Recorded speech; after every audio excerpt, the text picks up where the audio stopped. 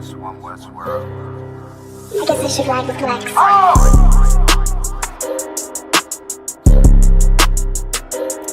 They talk about man. Oh, no. Yo, it's about time, so no curses to our enemies. You can try to run where you going, it's your destiny. You gotta fall, never rise, that's the melody. What you get to dawn, right? Get another legacy. Gotta do the shit. When I do it carefully. You can lose everything you own over jealousy. When I met her, I ain't never sweat her, I just let her breathe. See you down, keep my foot on you, that's not my pedigree. At your throat, I done took her off, I pray I never leave. I'm a different guy, you're surprised, tucked in my sleeve. Boy, you fucking stupid, sold your seat for some bloody beef. True nation, cut the conversation, better keep it brief. It's about time, so no curses to our enemies. You can try to run where you going, it's your destiny. You gotta fall, never rise, that's the melody. What you get to witness, the beginning of a legacy. It's about time, send them curses to them enemies. You can try to run where you going, this your destiny. Confusion gotta fall, never rise, that's the melody. What you get to witness, the beginning of a legacy. It's about time, send them curses to them enemies. You can try to run where you going, this your destiny. Confusion gotta fall, never rise, that's the melody. What you get to witness, the beginning of a legacy. They don't wanna know, we tell them, they just won't believe. It's about the journey, I ain't worried, moving at my speed. Saying we ain't much to be desired, gotta disagree. Starting one of mine, then we spinning like rotisserie. Go against the odds, I'm ready, this another victory. Cut different, niggas moving foul, where the referee. Moving like the military, something they ain't never seen. It's one West world for the people, this is what they need. It's about time, so no curses to our enemies. You can try to run where you going, it's your destiny. You gotta fall, never rise, that's the melody. What you get to witness, the beginning of a legacy.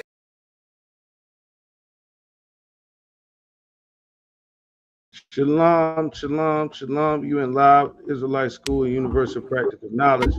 Preaching Captain 10,000 NATAZACH, ISUPK. Under Commanding General YAHANNA. Live with this biblical scripture breakdown class. With up, Preaching Officer Yagadar. And here Shalom with us, alaikum. Shimel Shabrakatah. Shabrakatah. All right, we're getting into it tonight. Tonight, we'll be talking about building. All right. All right, what we got? What we got? Building the kingdom.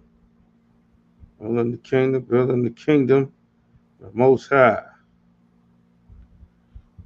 In the kingdom of Christ, part 2. Give everybody a few moments to get in here. Building the kingdom, very important. Gotta have the identity that the Lord set up. Without the identity that the Lord set up, it's not gonna work. It's not gonna work. You understand? Identity and the law that the Lord gave us is extremely important. It's extremely important.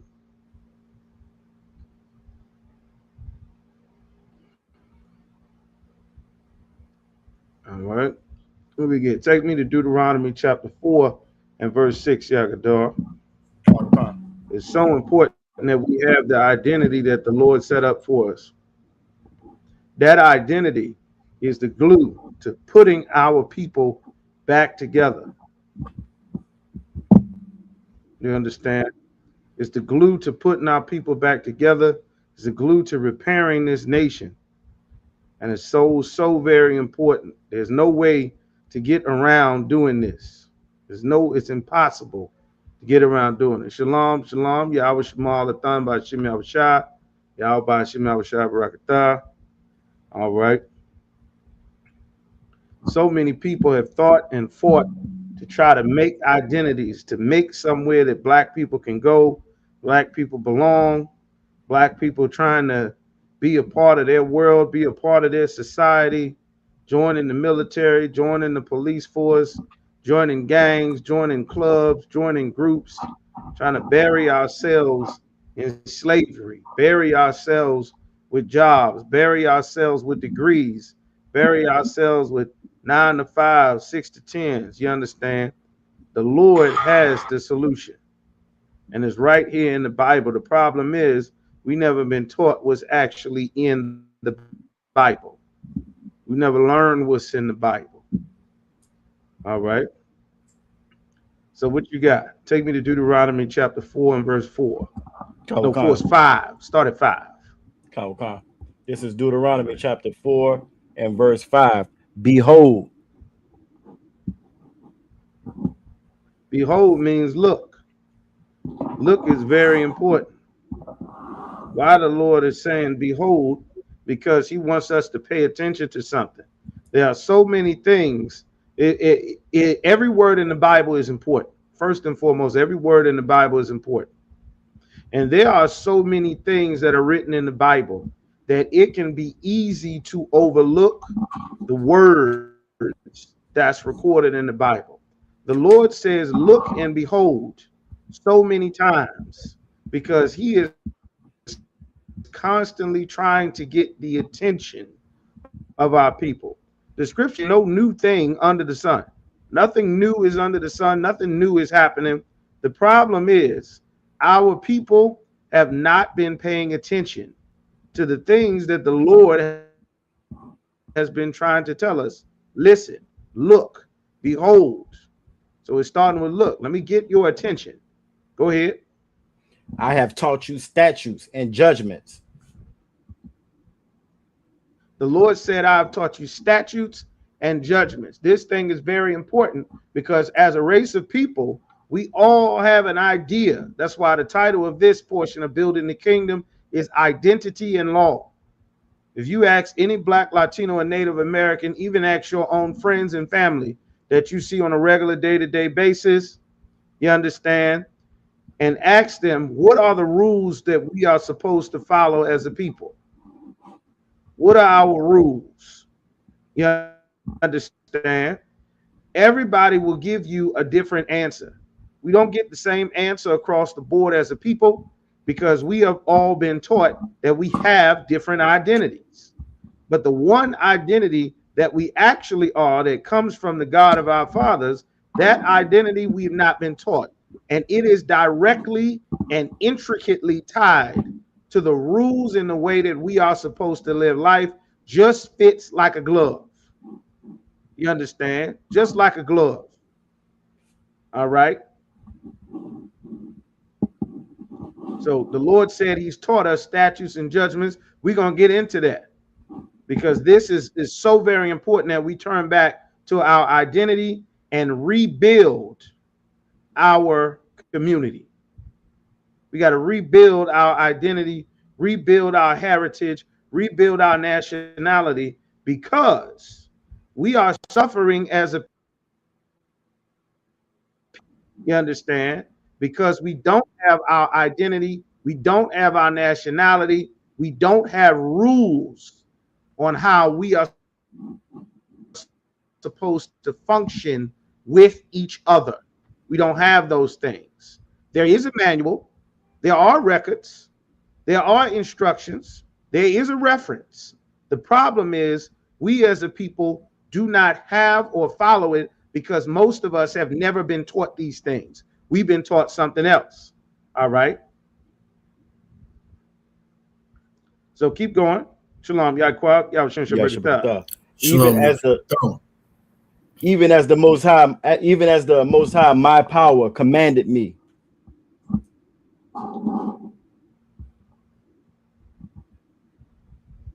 Even as the Lord commanded.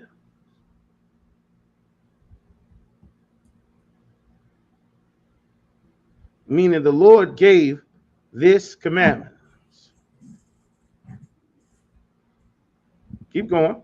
That ye should do so in the land whether ye go to possess it.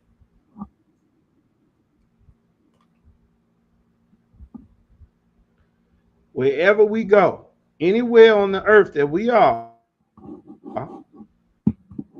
the Lord said we should go.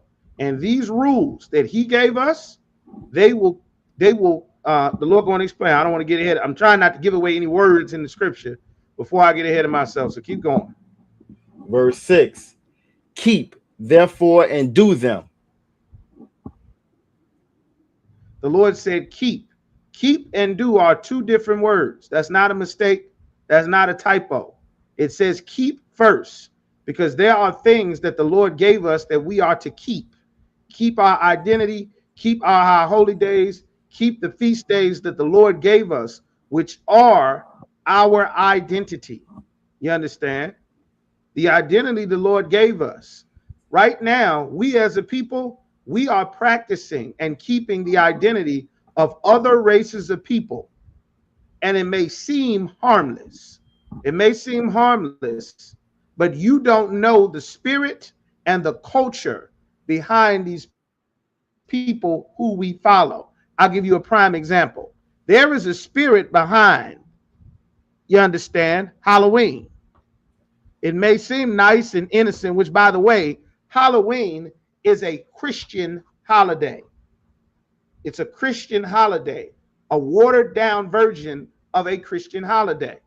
Without Halloween, you have All Hallows Eve, celebration of the dead and ghosts and ghouls, in which candy was given, or mischief night. Candy was given, and if you did not set out candy, there was a jack-o'-lantern put where the people would come into your house for not giving away candy, and they would rape your family and kill your family. That was a part of the tradition that you teach your children to celebrate Halloween, to be ghosts and ghouls and goblins and serial killers. These things are someone's culture. And even though it might not matter to you, there's a spirit behind everything. Spirits control the world, not your intentions, not the nice words that you try to do public relations to change it. I'll give you another example. The LGBT. There's a spirit behind a man wanting to have a man lie down with another man. God in the Bible calls it abuse. It's a lifestyle of abuse. You can go and check and see the highest statistics of not only sexual violence, but domestic violence amongst this thing that is promoted as fun and rainbows and celebrations and just hang around and everybody just be yourself. The spirit behind it, that before the 70s, this was considered a mental illness. This was a culture that was imported to our people. This is not something that was ever a part of Black, Latino, or Native American society. It never was. Even more so, the Lord gave us rules to keep us alive, so that if there was confusion, if we lost our way, if there was a greater, more popular influence than the things that the Lord told us that we were supposed to follow, we have high holy days that the Lord said keep, so that we can be refocused several times throughout the year. People try to refocus their family around Mother's Day, around Easter, around Father's Day, around 4th of July, around Labor Day, around St. Patrick's Day, and Thanksgiving and Christmas. And the more and more that we try to refocus ourselves around it, the more we see our families are falling apart. The marriages are falling apart. The children are more depressed. They're killing themselves. They're smoking themselves into psychosis and mental breakdowns. You understand? So even though we have some sort of a substitution for what the Lord gave us, it does not work. That's why he gave us our holy days, like the Passover. So you can learn what it means to have a God for your race of people, and what the God of your race of people is willing to do to have his people safe, to have his people united, to separate his people from the identity and servitude of another nation of people. That's why we have the Passover, to remember that our God is not the God of all people. The unleavened bread, to remember the times where we had to struggle together as a people, eating unleavened bread, having the other nations of people who God said were our enemies, chasing us to kill us, to drown us, throwing our babies in the river. These things are important. Yaquab, give me Deuteronomy 32:7. These things are important to refocus the spirit of the identity, so that your sons and daughters and brothers and sisters will have laws about how we treat and deal with each other. So many people confuse salvation thinking that it's just a big party and a damn choir rehearsal. Everybody going to sing with all your dead relatives for white baby Jesus. That is not what's in the Bible. That's why Christ himself said the kingdom of heaven is within you. You understand? The kingdom is within you. It's about what's inside of you, what you do. Love your neighbor, your brother, the children of thy people. That is the last thing on another black man, woman, and your black and Latino children. Your children hate each other. I had the grave misfortune of riding in the elevator with your children on my way home from the doctor's office. And I must tell you, it was terrible. It was terrible to hear how your 8-year-olds and your 10-year-olds and our 11-year-olds talk to each other. Your mama blows rods. F you, mother effer. F you, mother effer. You little B. You little B. Shut up, B. F you. F you. These are 8-year-olds, 9-year-olds, 10-year-olds. You understand? There's a reason why they behave this way. It took a lot of the Holy Spirit to not chastise your children on that goddamn elevator. You understand? But this is a much bigger problem. And make no mistake, it is absolutely your problem, even if it's not your badass kids on the elevator, in the street fighting at the bus stop, at the cemetery fighting, holding up traffic in the middle of the street, fist fighting up and down, weaving through the cars. It is absolutely your problem. You understand? Moses understood that his brothers and sisters, I'm trying not to get ahead of myself. Keep going, Yagadar. Keep reading. Salat. Come. For this is your wisdom and your understanding in the sight of the nations. This is our wisdom and our understanding. Right now, we don't have wisdom as a people. These laws are a part of the identity that God said we are supposed to have. That's our code of conduct. This is the line in which our people can follow. How far you can go, what's right, what's wrong, what's good, what's bad, what to celebrate, what to be happy about, what to be angry about. These laws are vital because without these laws, you don't realize what you have exposed your children to. You don't realize who you are raising. Most people don't think they're raising the young brother that shoots everybody. You understand? I rode in the elevator with the young brother that grows up to shoot everybody. If this truth does not grow and brothers and sisters don't come in, then those brothers grow up to shoot everybody in the city. That's how it happens.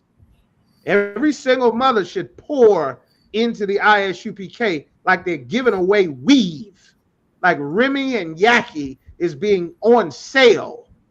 It should pour into here like nails are going on sale, like furs are going on sale, like Nissans are going on sale. It should pour into this school, all of our schools. You don't realize what is happening and what is being done to these children under your carelessness. The carelessness. That's why we went over last week. The Lord did not intend for a woman to run the house, to have the final say, to be in charge of the discipline, to measure who could or who could not come around the sons and the daughters. What influence is acceptable? What behaviors is acceptable? A woman was never given the ability to measure that. God did not put that in a woman. You don't have it. You understand? God said you don't have it. That's why you must get to where the priests of the Lord are. You understand? Right now, Senator Cruz, not Senator Cruz, was the old white man that liked to do all the push-ups that's crazy out of his mind, the Secretary of Health. He's a Kennedy, one of them Kennedys.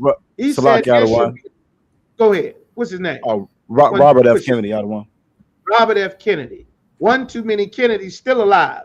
Well, Robert F. Kennedy said something about our black and brown children. He said something. He said there should be a nice rural place with open acres of open land, nice rural place with no cameras, with no cell phones, and these children should be taken away from their parents. They should be taken away from their family, taken away from their mothers, where they can be reparented, where they can be put to work, where they can be free from the distractions of cameras and social media. You understand? There was a place where that happened. And while everybody is upset about Klay Thompson and that slut Megan Thee Stallion and Cardi B, you understand? Everybody watching her for her new music and her failed relationships as she let everybody who can dunk the ball dunk in her damn box all over the internet. Nobody is paying attention to the actual legislation that is being passed and the words that the white man, who is the devil that the Bible speaks of, is saying before the Senate and Congress about your Black, Latino, about our Black, Latino, and Native American children. That place is called a plantation. You understand? Linda McMahon is the Secretary of Education. She already getting rid of the Board of Education. How many schools did they close in the city of Norfolk? How many did they close in 1 year? All the teachers are quitting. They can't sit in no room with them kids all day. They losing their mind, going gray, having strokes, getting bit, getting attacked, getting cussed out. It's a damn madhouse. The solution to this is we, and by we, I mean you. I'm already eye deep in it. I mean you need to come into the ISUPK and learn how to raise up and do your part to fix our nation. This is not something that can be done passively. It's not something you can for action and participation. We as a people have to change. You understand? That's why the Lord said, this is your wisdom and your understanding. Read that again, Yagador. Khan. Deuteronomy chapter 4, verse 6. Keep, therefore, and do them, for this is your wisdom and your understanding in the sight of the nations. Why did he say in the sight of the nations? Why would he say in the sight of the nations? This is a foreign concept to our people. And generally, our people don't really give a damn what anybody else has to say or think. In general, don't really give a damn what anybody else has to say or think. That's why we have laws and rules. The Lord is giving us instructions so that when the nations see us, they see that we are a wise people with understanding. What is the danger of being seen as an unwise people with no understanding? We're going to answer that later on. Why would the Lord say that? Type that question in there. Why would the Lord say that? Your wisdom and understanding in the sight, meaning when they see you, they'll see a wise and understanding people. Why the Lord say that? What is that all about? What does that even mean?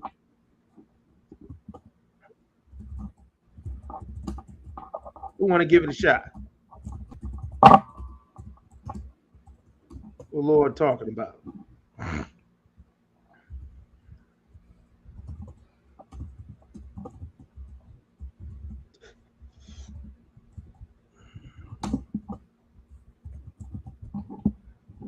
Why would the Lord care about what the other nations think about us? Why would it matter?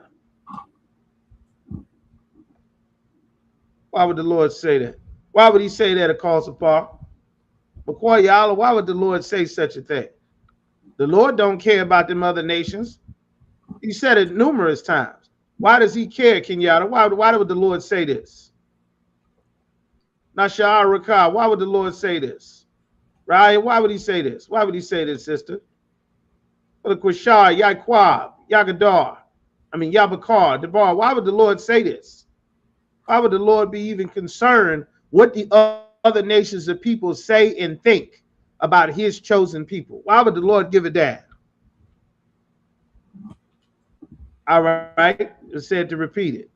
The question is typed in there. Why would the Lord say, this is your wisdom in the sight of the nations?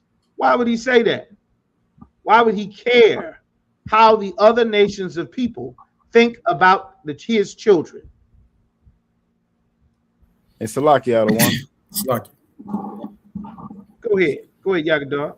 No, I was gonna say it was a viral video that went out this morning. I don't know if you've seen it, but it had our children reading a paragraph and how they were struggling reading it, and it went viral on Twitter. Yeah. And it was just our kids, and it's speaking to exactly what you're talking about right now. How they look at us and view us as ignorant and can't read, and it makes us a prey to all the other nations. Salaki. Yes.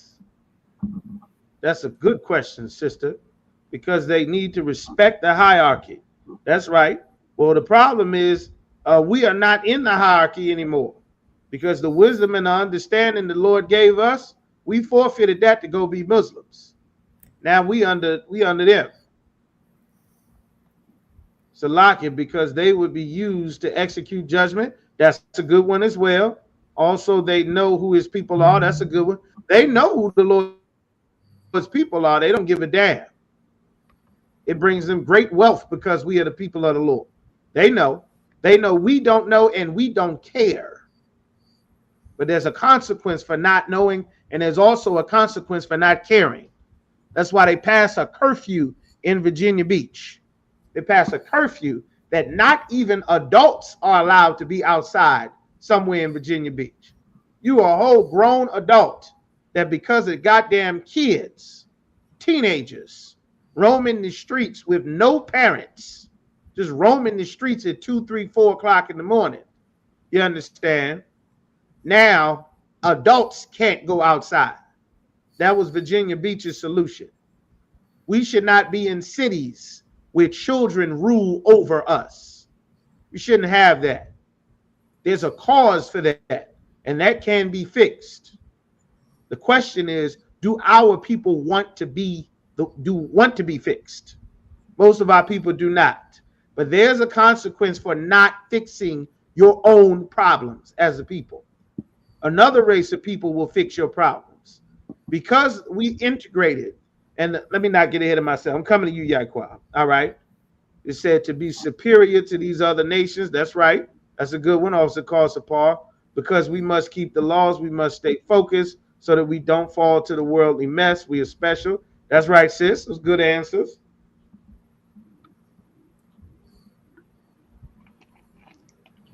All right. Okay. All of those are good. All right. Those are excellent answers. Most important answers. You got all of them. You got them. But because if you are seen as the people without wisdom, then you are the people that can be exploited. You're the people that can be exploited. You understand?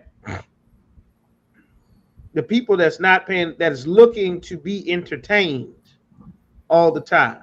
The serious matters about who controls your city, who controls your resources, filling out the paperwork for your housing, coming to the meetings for your community about where you're going to live, communicating, you understand, about what is the future of your children, of your sons and daughters, of your families, what resources, what's in your water supply. I covered a story a couple of weeks ago that there's a poisoned water supply system in a whole black town that was built on farming tobacco and cotton, that the black town never left. They just kept breeding on the land and were completely shut out from the education that the rest of the world continued to develop, that our people fell behind. And make no mistake, we are not behind because we cannot adapt, because we cannot learn. The things that have driven technology have always been invented by the children of Israel. From the cell phone to the laptop to the colored TV, the HDMI cords, fiber optic cables, Ethernet cables, the home video game console, refrigerators, closed circuit television, security cameras, intercoms, all of these things we've invented, and a ton of other things that we will never get credit for. You understand? The reason we are behind is because we don't have our identity and the rules that would glue us together and make us a people, instead of everyone an individual with their own God, their own beliefs, their own thoughts, their own way of life. And then the other races of people who understand that life is a team sport. You understand? That you're born on a team. Our team is all Kobe Bryant. Everybody Kobe. There's no shooting guards, there's no coach, no powered forward, nobody driving the bus. Everybody's the leader. Everybody in charge. Everybody takes the shot. You understand? That is a recipe for disaster. And these rules repair that. Keep going, Yagadar. Which shall hear all of these statutes. Meaning the heathen will hear these statutes, these rules that the Lord gave us, they'll hear them. And then what will they say when they hear them? And say, surely this great nation is a wise and understanding people. They will hear the rules that we follow. And the rules that we follow, they will know that this is a nation of people. They will know that this is a nation of people. The same way that you look at a Chinese man, and what comes to your mind when you see a Chinese man? No sweat, brother, I got you. It's all right. You see a Chinese man, what comes to your mind? Just real quick. Yagadar, Yaquab, anybody can answer. What comes to your mind when you see the Chinese man? Salaki, I don't want. Go ahead, Yagadar. When I see them, they're isolated from everybody. They have their own communities, own stores, own neighborhoods. They have their own ecosystem right inside America. Right. Sister Zarkar said he good at math. They're good at math. That's what you think. Sister Raya said fried rice. That is prejudice, sister. All right, fried rice. I'll take it.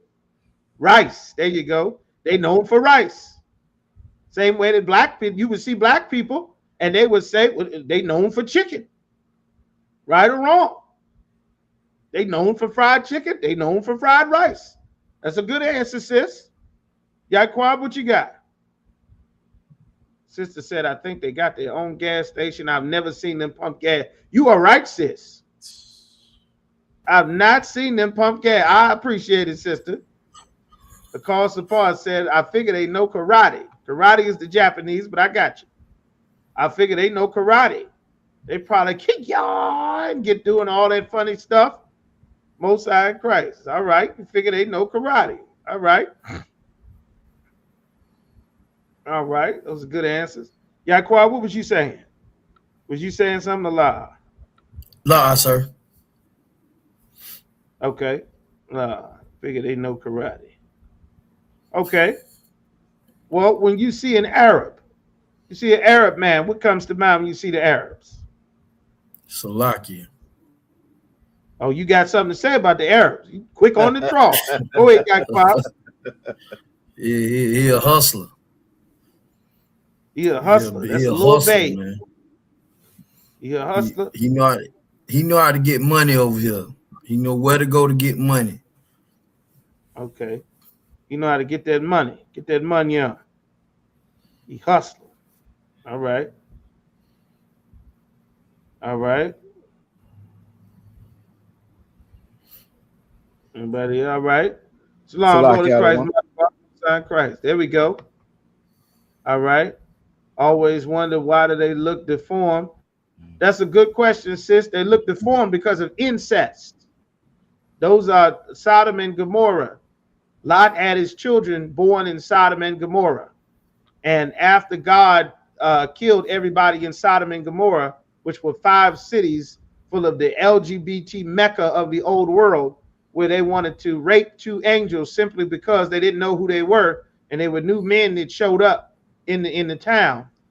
After seeing everybody die in Sodom and Gomorrah and fire come from the sky and their mother turn into a pillar of salt, Lot's two stupid daughters figured that they were the only three people still alive on the earth.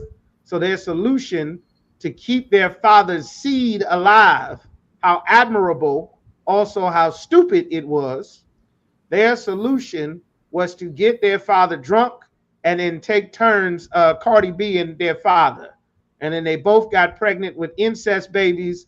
And that's where you get that epicantic fold and the mongoloid eye, or the mongolism, or Down syndrome.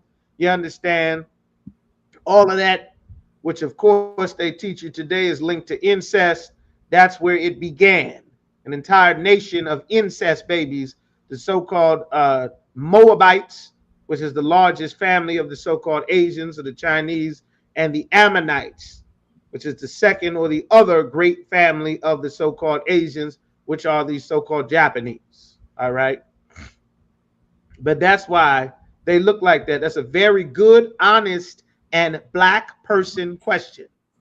It's a very good question. And the answer to all the questions we have as a people are right here in the Bible. That's why the heritage, the instructions from the real God that lives, that creates everything, he gave to us to know. And they're recorded in our records, which is the Bible. That's a very good question, sister. When you think of the Arabs, Sister Hadassah said they have their own community, especially up north. Yes, you know where their community is. They're not everywhere. You can't just waltz up in there. You won't know. Sister said you think of the Arabs, you think of torture. All right, that's a good one.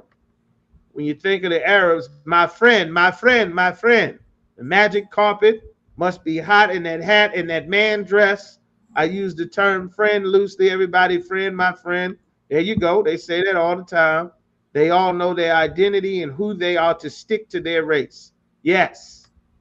And they stick to their own. That's right. Good answers. They use us for prey. That's right.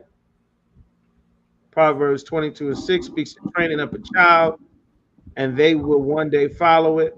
Why is it that doesn't seem to be the case today? Even children brought up in the truth at a point. See what you're saying. It says, there you go, Islam. When you see an Arab, you think of Islam. That's right. Why is it that doesn't seem to be the case today? Even children brought up in the truth at a point. I'm not sure what you mean, even children brought up in the truth at a point. But I'm guessing, I just want to clarify your question. I'm guessing that you're asking, yes, they are very feminine. Them Arabs don't like women around the party. They get in there and they get to Megan the Stallion and dropping and popping up under that man dress. You understand? You understand? They wild. Don't be caught in there. You seen the records what Muhammad do. He get down. He take little boys, little girls, he get it on. You understand? He came to party. Diddy party. Pope party. You understand? So why is it they seem to be the case?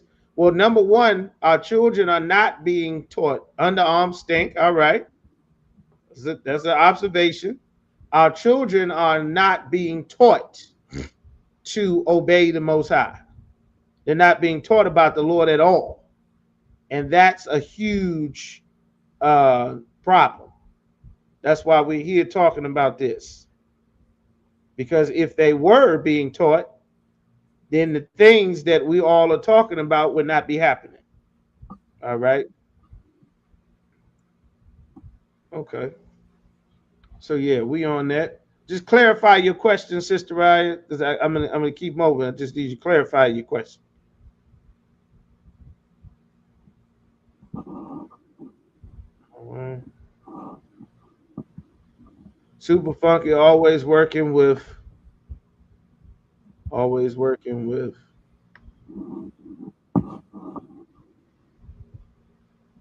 public. Always working with public. All right. They got the smell. They got a certain smell. All right. Okay. Don't sound crazy. All right. So Everybody is unanimous. They do not smell good. All right. We get it. But everybody's supposed to think something when it comes to us. And it's not basketball, dunking the basketball, throwing the football, dancing, boxing. That's what people see. They in front of my damn store. They getting high, they selling drugs, they fighting in the street. The woman is poorly behaved. Mom is raising everybody. All the families is broken up, no man in charge. The nasty Somalians that got caught doing $1 billion worth of scams in Minnesota, they sat together in the mosque talking about none of them know their fathers. None of them have a family. This is what our people are known for. Gang banging, music, dancing, our sisters being whores, brothers chasing whores, leaving the kids, woman raising the kids, kids in the street, stealing out of my damn store. You understand?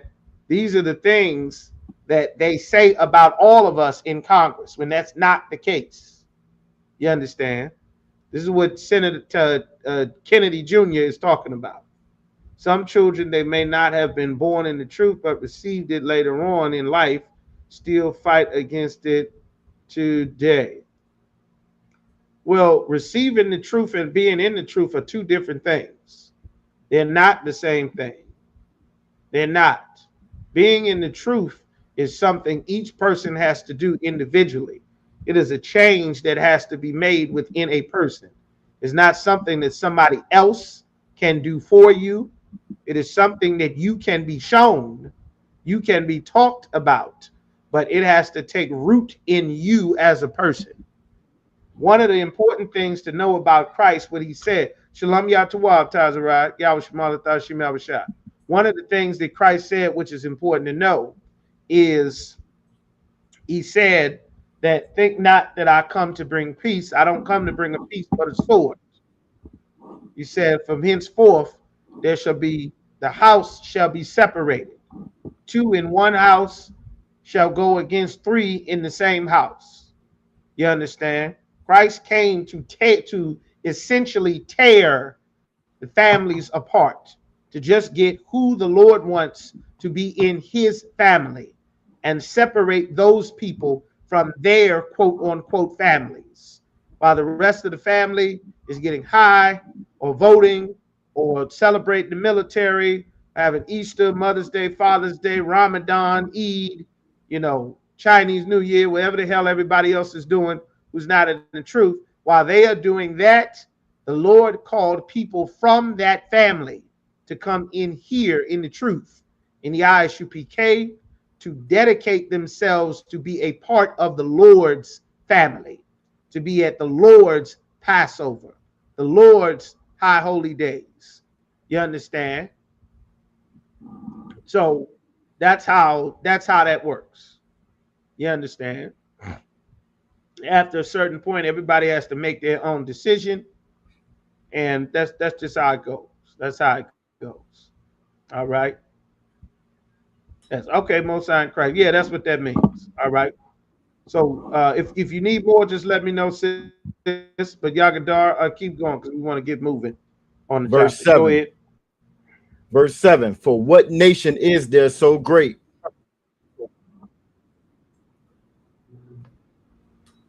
Okay, so I got more on the question. Good. So how do we define train? Train is a series of teaching. You understand? These rules and laws are part of the training. Christ gave a parable, the parable of the sower. All right, where's that? Matthew, the 5th chapter. Let's find that. The parable of the sower. That when the seed is planted, then comes wicked one to take away that seed. That's why we tell brothers and sisters to make it clear, if you are not in the ISUPK, you are not in the truth. Nobody else is authorized to teach the Bible. That's why we make it clear you are a fake Israelite if you're not in here. You're just a Christian. So that everyone will know there's a standard, there's rules, there's a hierarchy, there's a governing body, all the things that have always existed in the scriptures, and there were always fake Israelites who refused to follow them in the scriptures as well. Sadducees and Pharisees, the Sakari, Caiaphas, Abiram and Dathan, Korah, they refused to follow the order the Lord set up. In the Old Testament, most of them died. The New Testament, they were given power by the beast or the white man, who is the devil the Bible speaks of. You understand? Because it was time for our nation to go into exile, as it was prophesied by all the prophets that came before Christ, which is why Christ said, think not that I come to destroy the prophets or the law.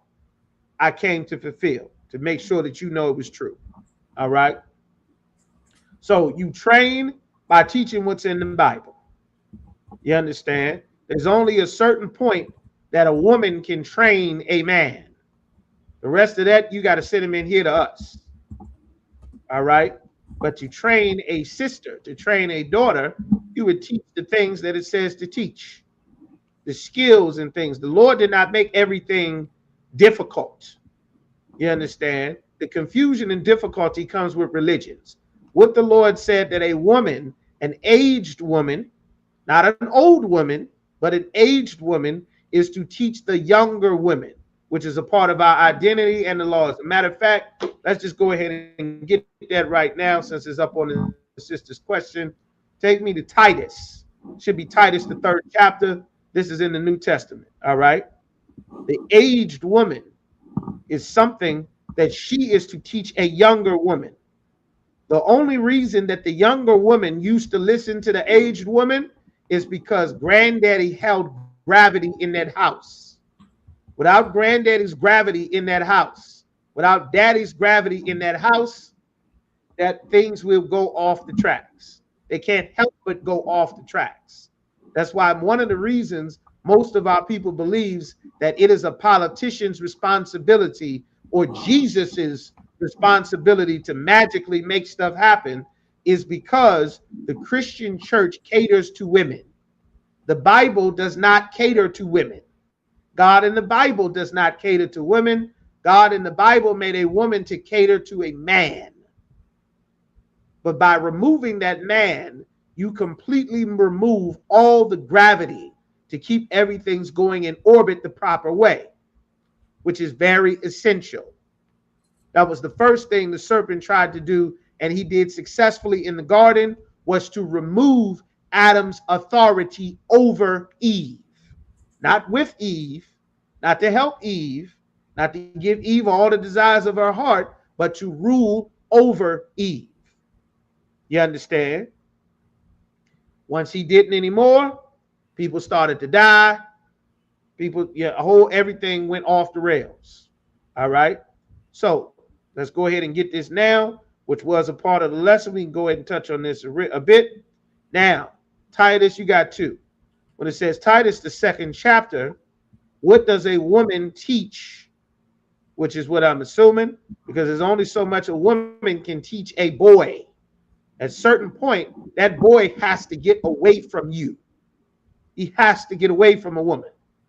He has to go and get to where men can take over the training of his manhood. He has to. You understand? It's not going to work with just bombing. I understand. We working on a curve. Our nation is in exile. We destroyed as a people. You got to get that son in here with us before the blood at his school get to him, before the Crips at his school get to him, before the gangster disciples and the drug dealer and the military recruiter and everybody else get, and the LGBT and everybody else get to your son. You better get him in here to us so we can get on damage control immediately. All right. So now it says, let's see what a woman would train. Titus chapter 2 and verse 3. Who want to give it? Boy, give it to me.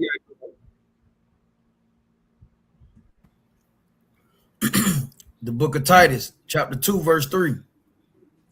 The aged women likewise. The aged woman, a woman that has some age. Why does it say an aged woman? Because a woman that has lived with experience. You understand? There is experience that a woman is supposed to have that she is able to pass down to another woman. If you didn't have any aunts, you didn't have any sisters, chances are most of our sisters were raised by just a mother. Just you and mom. Just you, your mom, your brothers and sisters, And chances are it did not go very well. It didn't go very well, chances are. The fact that you were only with your mother means it did not go well, because that's not how it's supposed to go, which is why we have to get back to understanding what is wrong. We have to say that things are out of order and broken so that we can start on fixing it. The current generation and the ones to come after, which is very important. A lot of people want emphasis. The kids got to do this. The kids got to do that. The kids got to do that. There is no fixing the kids without fixing the adults that make the kids. If you don't fix the adults, it is impossible to fix the children. The children got 10 years of learning how to do something from someone. They didn't just fall out the sky. A stork didn't deliver children out of the damn sky. For 10 years, they learned how to talk from you, how to act from you, how to lie from you, how to hold from you, how to steal from you, who God is from you, what's right, what's wrong from you. They learned these things. Whether you think you did good or not, we'll see. But this is what the Lord said all of us should know. So let's keep going. The aged woman, a woman with experience. Keep going. That they be in behavior as becometh holiness.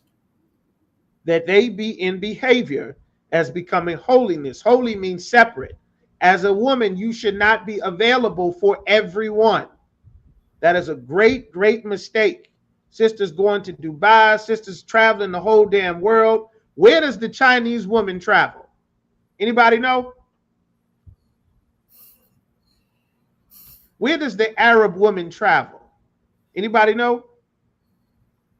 Where does the East Indian woman travel? Where does she go? Does anybody know?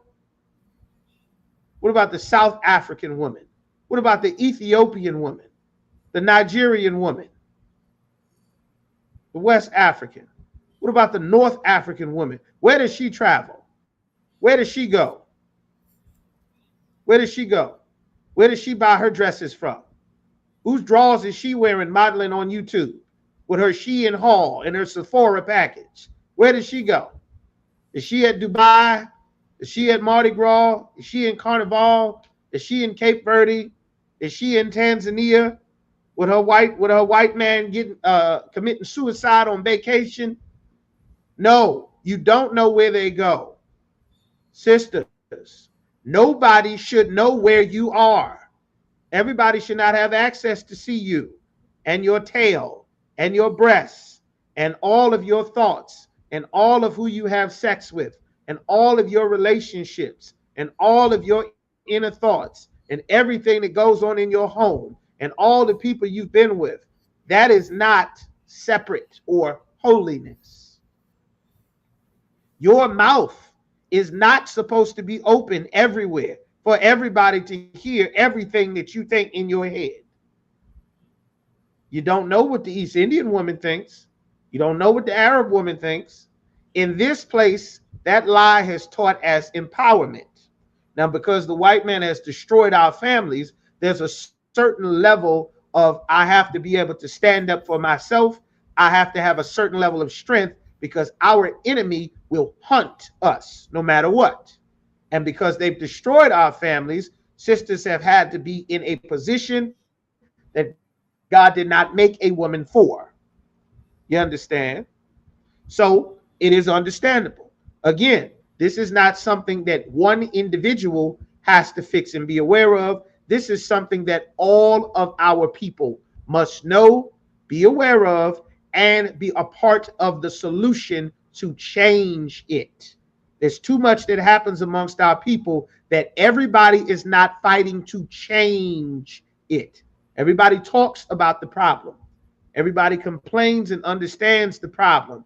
Everybody has not put their hands to the place that is the force to change the problem and change it the way that the Lord said to change it. That is very important. That an aged woman teach the young woman behavior as in holiness. How do they teach? You teach by your actions. You teach by your words. You teach by what you do, what they see you do. Those things are teaching. And very importantly, you need to get your daughters in here. They need to be in these ISUPK classes. You understand?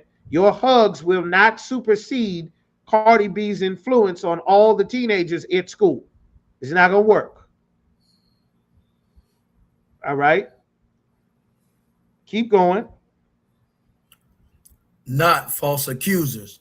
Not false accusers, not lying. Not lying. Holiness, separate. You understand? That's not listening to gospel music. Not being a liar, a false accuser. Lying, saying that people did something that they did not do. Lying on yourself.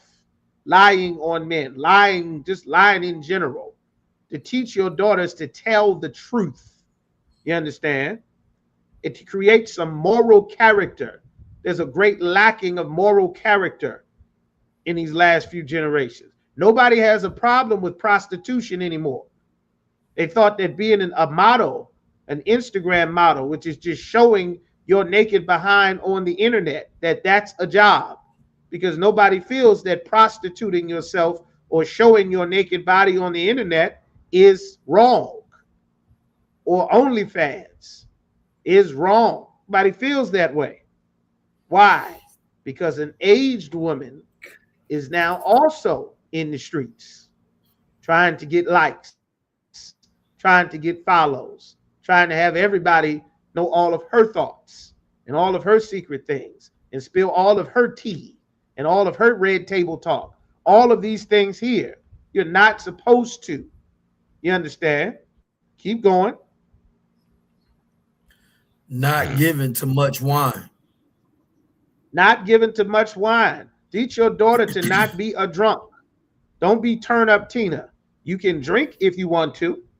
You can have plenty of drinks if you like to, but you must make sure that you explain that you cannot be turn up Tuesday, upside down, falling out, shoes in your hand. Where's my purse? You falling in people's laps. Your dress halfway falling off. You're so drunk, you don't know who you're having sex with, don't know where you are. You might make sure that you teach your daughter this is unacceptable. Why? Because Cardi B will teach your daughter that is acceptable. Big, drunk, angry Megan Thee Stallion will teach your daughter that is acceptable. That's how you be a woman. Your tail is you being a woman. You understand? Teach her to have that's why it says, last week we went over, the father waketh for the daughter when no man knoweth, and the care for her taketh away sleep. Have a care of her body, because mommy might not understand what is not the appropriate way for your daughter to dress. You understand? Mommy might not understand that. The father understands things that mommy does not understand, because the Lord put something in a man that he did not give to a woman. The same way that the Lord gave something to Adam that he did not give to Eve, that the serpent offered Eve. And when Eve thought she got what God gave Adam, it ruined her family. One son became a murderer. One son became a body. Then they got evicted from paradise. And it all went downhill after that. You understand? These are sad, hard lessons. But we as a people should not keep learning these same hard lessons generation after generation. That's why the Lord rose up the prophets. All right. The aged women, teach a young woman, not given to much wine. You understand? It didn't say she couldn't drink. Didn't say she couldn't have no brandy, no wine, no beer if she wanted to. But that can't be your identity. Who, sister so-and-so? Or the one that always be with the brandy? Don't be her. She got all the drinks. Sister got all the drinks. Unless you're a bartender, you shouldn't be, Christina Keg. That shouldn't be you. You shouldn't be known as the drunk sister, the sister that can't handle her liquor. You understand? Because not only will that spread the reputation of your other sisters, of the rest of the women of your people, the same way you don't know where the Chinese, Arab, East Indian, and African woman is, everybody does know where you are. They know where you live. They know where your kids are. They know you don't have your own food supply. They know how your relationships go because you tell the internet. They know you can't stand the man of your race because you tell the internet. They know that you open to have sex with whoever makes you happy, whoever can get your attention or throw some money your way. They know you teach your kids to have sex with whoever can get your attention or throw some money their way. You understand? These are the things that an aged woman teaches a younger woman. Keep going. Teachers of good things. What is a good thing? There's a lot of good things that a woman can do. A silent and loving woman is a gift from the Lord. That's a good thing. You understand? Teach your daughters how not to be a loudmouth woman, running her mouth all the time. Now, if you are a loudmouth woman always running your damn mouth, then you're going to have to work on you because your daughter is going to learn what to say out of her mouth by what you say out of your mouth. You understand? Keep going. Verse 4, that they may teach the young women to be sober. That now it says the aged woman is going to do some of these things that they may teach a younger woman to be sober. What is to be sober? Have a sober mind, that you are a woman, that you are a lady, that there is a way that you must carry yourself as a woman. You understand? That you should not be in the streets fist fighting. You shouldn't be in the streets barefoot trying to slang and body slam and elbow sisters. You understand? You should not be walking on the streets in a brawl like Glorilla and Cardi B. You understand? You should not have your naked behind exposed to the world. You should not have see-through clothes on so that everybody can see all your undergarments. You understand? Just because you have a shape doesn't mean everybody's supposed to get to your shape. An aged woman is supposed to teach a younger woman. That used to happen all the time across the board. Then something got removed from a woman's authority. The thing that was the gravity of a woman's authority was the man. That was the final line of the authority. Once that got removed, the whole gravity, the whole system went out of whack. You understand? That they may teach a young woman to be sober. Don't get high. You understand? You start getting high. The whole purpose of getting high is to get as high as possible. Once you start getting high, you'll get high friends. Somebody needs you to buy drugs. And the best way to get repeat customers is to make the drugs stronger so that you can't quit. And the best way to get stronger customers is to make the drugs more addictive so that you can't quit. You understand? They have something called marijuana psychosis, where the youth, the teenagers, the young are smoking so much weed that it is causing them to go bipolar, to become schizophrenic, to develop behavior disorders, that the complete, before your brain starts to grow, which it doesn't finish until about 26 or something, that you start to damage the trajectory of your brain's growth patterns to the point that they get permanently altered before they even get a chance to grow. And you damage your brain. You damage your brain so that it doesn't even grow in properly the way that it's supposed to. You understand? And them damn vapes. Everybody love them goddamn vapes. You understand? Stop finding something to suck and blow smoke out of your face. Stop. The damn vapes causing something called popcorn lung. Tiny shards of metal and plastic are inside of those damn vapes that everybody loves so much. And it is creating micro tears in your lungs so that your lungs ultimately end up like popcorn. They got a condition called popcorn lung, where so much damage from the microscopic pieces of metal in all your damn vape smokers, you understand, smoking vape juice, cuts your lungs up to the point where they can't hold oxygen properly. And it is growing and growing to an epidemic level, especially amongst your teens. your youth, your young men and women. You understand? All right. It says, teach them to be sober, have sobriety about what? Keep going. To love their husbands. Anxiety as well. That's right. Keep going. To love their husbands. To love their husbands. To train a young woman to love their husbands. You have to be sober.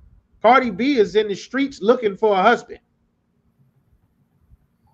But the previous decade of Cardi B's life, she's told everybody that she's been hoeing and drugging men, having sex with men, having sex with women. What man, what husband? She's not been sober. You understand?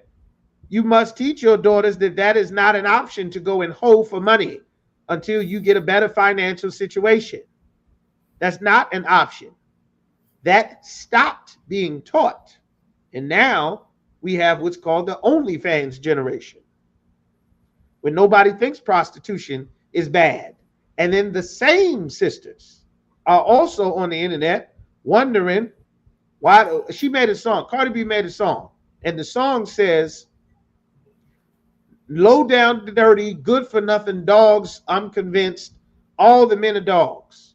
The rest of the song, she's saying, you know, I'm outside.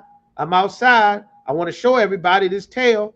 I want to tell everybody how much of a drunk I am. I want to have sex with girls. I want to have sex with men. I want to have sex with everybody. You know I'm a hoe. You know I'm a freak. You know I'm a slut. You know I'm in the streets.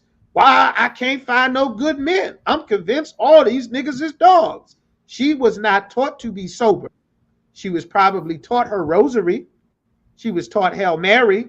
She was taught Jesus loved everybody. When her and Megan Thee Stallion got that award for that WAP song, they sung and scissored each other and kissed each other, sang about how good their box was, and then proceeded to lose every relationship they got in for the next 5 years. You understand? All of them failed. When she got an award for that song, she sang, when Jesus say yes, nobody can say no. Because she was taught something about Jesus that was not Jesus or God in the Bible. You understand? And this is why your identity and the law are an important part about building the kingdom. This is said that they may teach the young woman to be sober. She was not sober about the fact that after she's had sex with everybody, who would she attract? You understand? She didn't have a sober thought about it. She figured, you know, whatever. Everything would just magically work itself out like a Disney movie. And now she's finding out that that's not the case. You understand? Which is why sisters need to change their lives, cover their head, put on a dress, shut their mouth, and get in these ISUPK classes so that they can get a brand new spirit, and they can become a brand new person and learn how to not be who they were in the world. Same thing with brothers. You understand? To start their life over, to love their husbands. You understand? Why does it say love their husbands? Because that is the point of you being a woman. That's the whole point. You understand? Life for a woman is to revolve around her man. That's how God created it from the very beginning. Trying to remove that man marries you to your job, to your degree, to the bills, to the boss, to the landlord, to the society. It makes you free use for everyone because there's no boundary. There's no border. You understand? There's no one to tell a job, you can't open your business at 6 a.m. because I don't want my wife on the street at 4 a.m. to get to your slavery. I don't want her in the street driving in traffic at 5 and 6 o'clock in the middle of darkness at nighttime to get to your office to open your business. I don't want her out running your hotel at 11 and 12 and 1 the witching hours, the kidnap hours, the disappearing hours. I don't want her out there. I don't want my daughters out there. My dad don't want my mother out there. That would completely change all the businesses in the country. And they all close at a certain time. None of them will be open on the Sabbath day, which is what was supposed to happen, which is the best day of the week, which is why the Lord said, this is your wisdom and your understanding in the sight of the nations. Oh, we can't sell nothing on Saturday. All the Israelites, they off. You understand? We can't push fentanyl. Who we going to sell fentanyl to? We're going to get the Mexican cartel. The Mexicans are Israelites. They don't use no weed. They don't sell no drugs. Let's try the Colombians. The Colombians are Israelites. Tribe of Asher. They ain't going to sell no drugs in Colombia.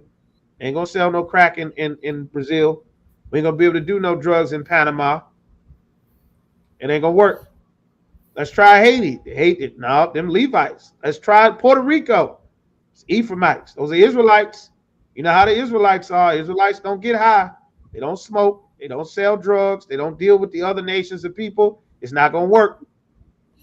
If I could just get one or two of them, they're going to stone them to death. But it's not going to work. And then they would give up. That's what they did in the past. They would respect us as a people. And these laws would show our wisdom and our understanding in the sight of the nations, that everyone would see and know this is a wise people. They understand. It says to love their husbands. How do you love your husband? You support your husband. Strengthen your husband. To build your husbands up. You understand? To love your husband. To listen to him. To hear the things that he's actually saying. You understand? That's an important skill. Sisters have to be taught that skill. It's not something that comes natural anymore. These are things that grandma used to be able to teach, and you would have it down pat. By the time you 15, 16, 17, you would have been learning for a decade and a half. You would have had a head start. But now we playing catch up. It's understandable. You can do it. Don't worry. You'll learn. You understand? Because when Christ returns, this is also something very important to learn about the kingdom. When Christ returns, you women won't have your own house. You won't have your own house. You won't be able to just up and leave and go wherever you want. You won't have your own chariot to just roam around the planet. All that's over. You won't have all the gold and silver. No, you won't. Whose gold and silver will you have? You may be given some gold and silver, but you won't have your own gold and silver everywhere. You won't be running the city. You won't be running the inn. You won't be running no job. You won't be running a mission. You understand? All of this world that Esau has created is not a righteous world. You won't be given no authority to run everything, ruling over men, judging, being the police, going everywhere. You will not be allowed to do so. There will be no such kingdom where this will be allowed ever again. The reason these things were given was to destroy our people. It wasn't for your benefit. Granddaddy put grandma in a house. Granddaddy put grandma in a kitchen, and that kitchen became a restaurant. That restaurant became the family restaurant that the whole community ate from. You understand? That's what happened. Keep going. To love their children. To love their children. You have to teach how to love your children. You can't be yelling and growling and impatient, and every time you get upset, you're ready to hit the child because the child is not bigger than you. Not yet. Isn't stronger than you. Not yet. Doesn't have more health than you do. Not yet. Doesn't have their own money. Not yet. A woman has to be sober about what she says out of her mouth. You understand? You can turn your son and daughter into a drug dealer or a whore based on what you say out of your mouth. Stop telling your children, I can't wait till you get 18 to get out of my house. No other race of people says that stupid stuff to their damn kids. Nobody. Nobody is putting a stupid 18-year-old out of their house. A damn 18-year-old can't file taxes, can't write a check, can't balance a checkbook. You understand? Don't know about mortgage, interest rates, credit cards, percentages. Unless you've been raising a CPA, your teenager does not know how to run life. Other cultures of people don't even put their kids out the house until they get married at 25, 26 or something. You understand? This is moving from place to place to place. The whole structure is unstable. We have to fix how we deal with each other on a day-to-day basis so that we can love each other and not be biding our time till I never have to see you again. Because I've been hating you since I was 7, since I was 5. Because you have no consideration about me. You don't have consideration about leaving all these dishes in my damn sink, about never taking out the trash, never cutting the grass, leaving your socks everywhere, dirtying up my carpet, not cleaning out the tub, not putting your toothbrush back, leaving your dirty clothes everywhere. That's why in the Bible, it says, if thy brother or sister offend me, go and tell them his fault between he and thee alone. The point is so that we learn to consider how our actions affect one another. And that is a desperate lesson that no one is teaching outside of the ISUPK. They must learn that. A baby does not care that they make all of this noise and nobody can get sleep. You have to teach this baby, don't make all of this noise. Other people here just got off of work. Other babies here are taking naps. You can't just yell out and scream whenever you want. You have to be able to go to the bathroom because you have to be able to go to school. You have to be able to progress. You understand? There's a time frame when everyone has to suffer or bear the infirmities of the weak. But you are also someone that everyone else is going to depend on. We need you to be able to do this so you can go to school. We need you to be able to progress. We can't have you skipping school. We can't have you running the streets. We can't have you going to court. Now we have to buy a lawyer. You understand? We can't have you losing your coat, losing your hat. Now you get sick. Now we got to go to a doctor. Can't have you playing in the street. Suppose you get hurt. Suppose you get harmed. What about your brother? What about your sister? You understand? It's to teach you to be a family. Nobody has better families than our people. Nobody. Because the Lord gave us rules about how to have a family.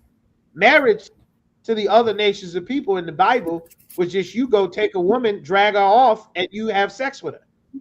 And then while she's sitting crying, you go bring a couple of goats to her father, say, hey, caught your daughter, going back with the water. She real beautiful. I'm going to keep her now, but here's some goats. That's what the Hamites did to Diana. That's why Simeon and Levi went and killed 200 of them. You understand?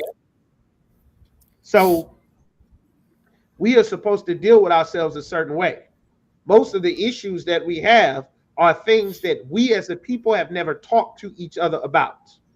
And we don't have moderators. That's why the UPK is so important, to have these open discussions as to what the Lord said is our identity, how we're supposed to function, and the laws about how to make us be together as a people.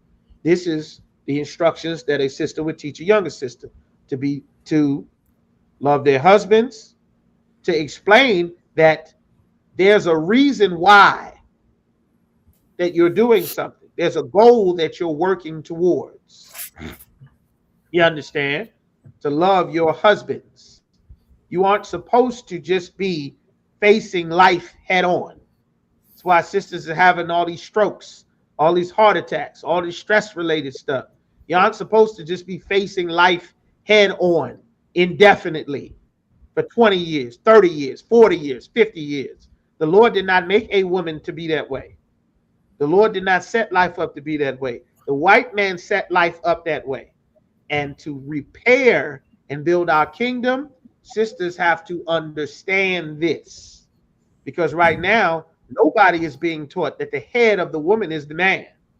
Not Jesus, not the pastor, not the president, not the mayor, not Dr. Fauci, not Dr. Phil. What's the one to get his eyebrows done? The one everybody loves. Him, not him either. Like, you have a man, your man, that is the one that is in charge of you. If you don't have one directly, you have a camp leader to teach you all the same things, most of the things that you are supposed to have learned or been taught by your mother and your father. Most of our people don't have a mother and a father. Most of our people have not seen a mother and a father. This is why we must learn this to rebuild our kingdom. All right? Lovers of their children. Read 4 from the top one more time, Yaquab. Titus 2 and 4, that they may teach the young women to be sober. To be sober. Teaching to be sober. Have sobriety. Have a care about your body. To not have sex with everybody that you can in elementary school, in high school, in middle school. You understand? In college. In your whole phase. During hot girl summer. Someone must tell them that. If you think it does not matter, Cardi B will teach her otherwise.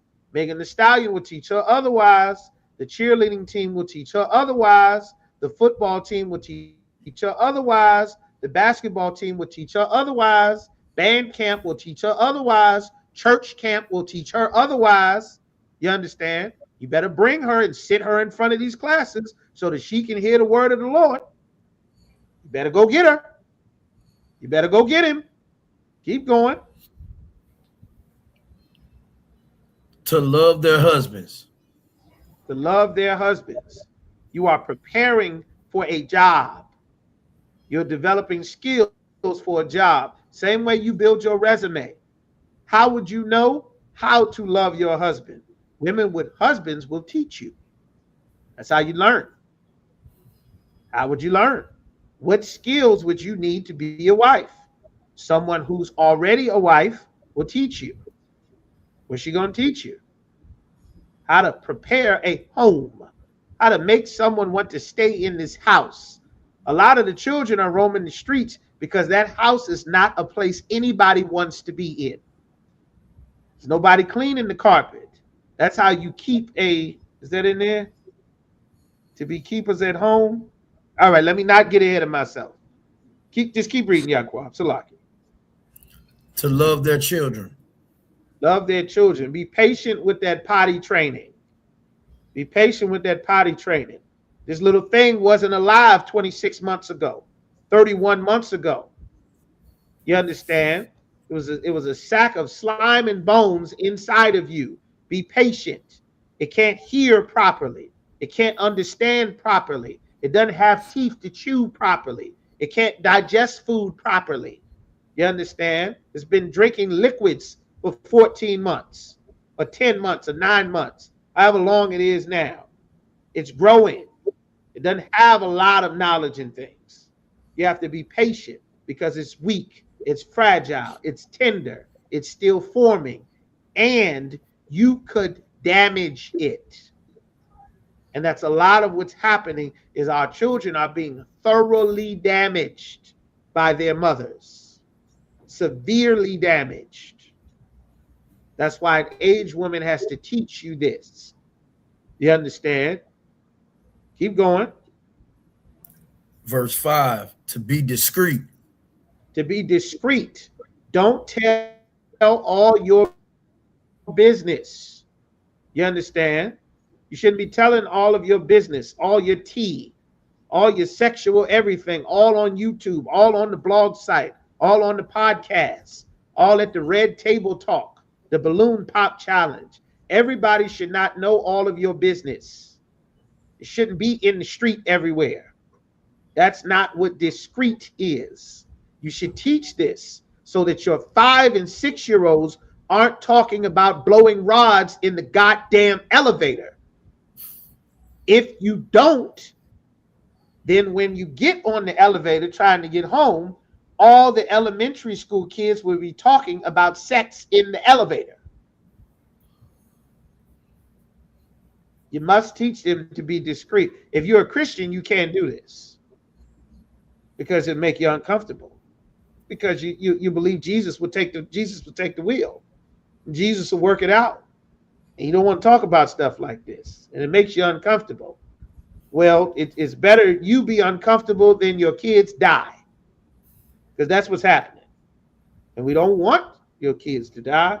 We want everybody to live and be strong and survive and thrive and do great and wonderful things, which is why we must build our nation and address all the important things that are in the Bible that God wants us to know. There's no children's church. There's no men's ministry. There's no women's ministry. There's no singles ministry, no marriage ministry, no geriatric ministry, none of that garbage that church taught us. Everybody sit in the same class, learn the same thing. That's how God always intended it to be. Keep going. Chaste. Chaste. Chaste means free from sexual immorality. This is very important because everybody is telling your young daughter to go and flaunt her sexuality everywhere, all in the street. Show off her midriff. Show off her cleavage. Before the cleavage grows, find a way to show it off. Show off her tail. Before the tail grows in, find a way to show it off. You understand?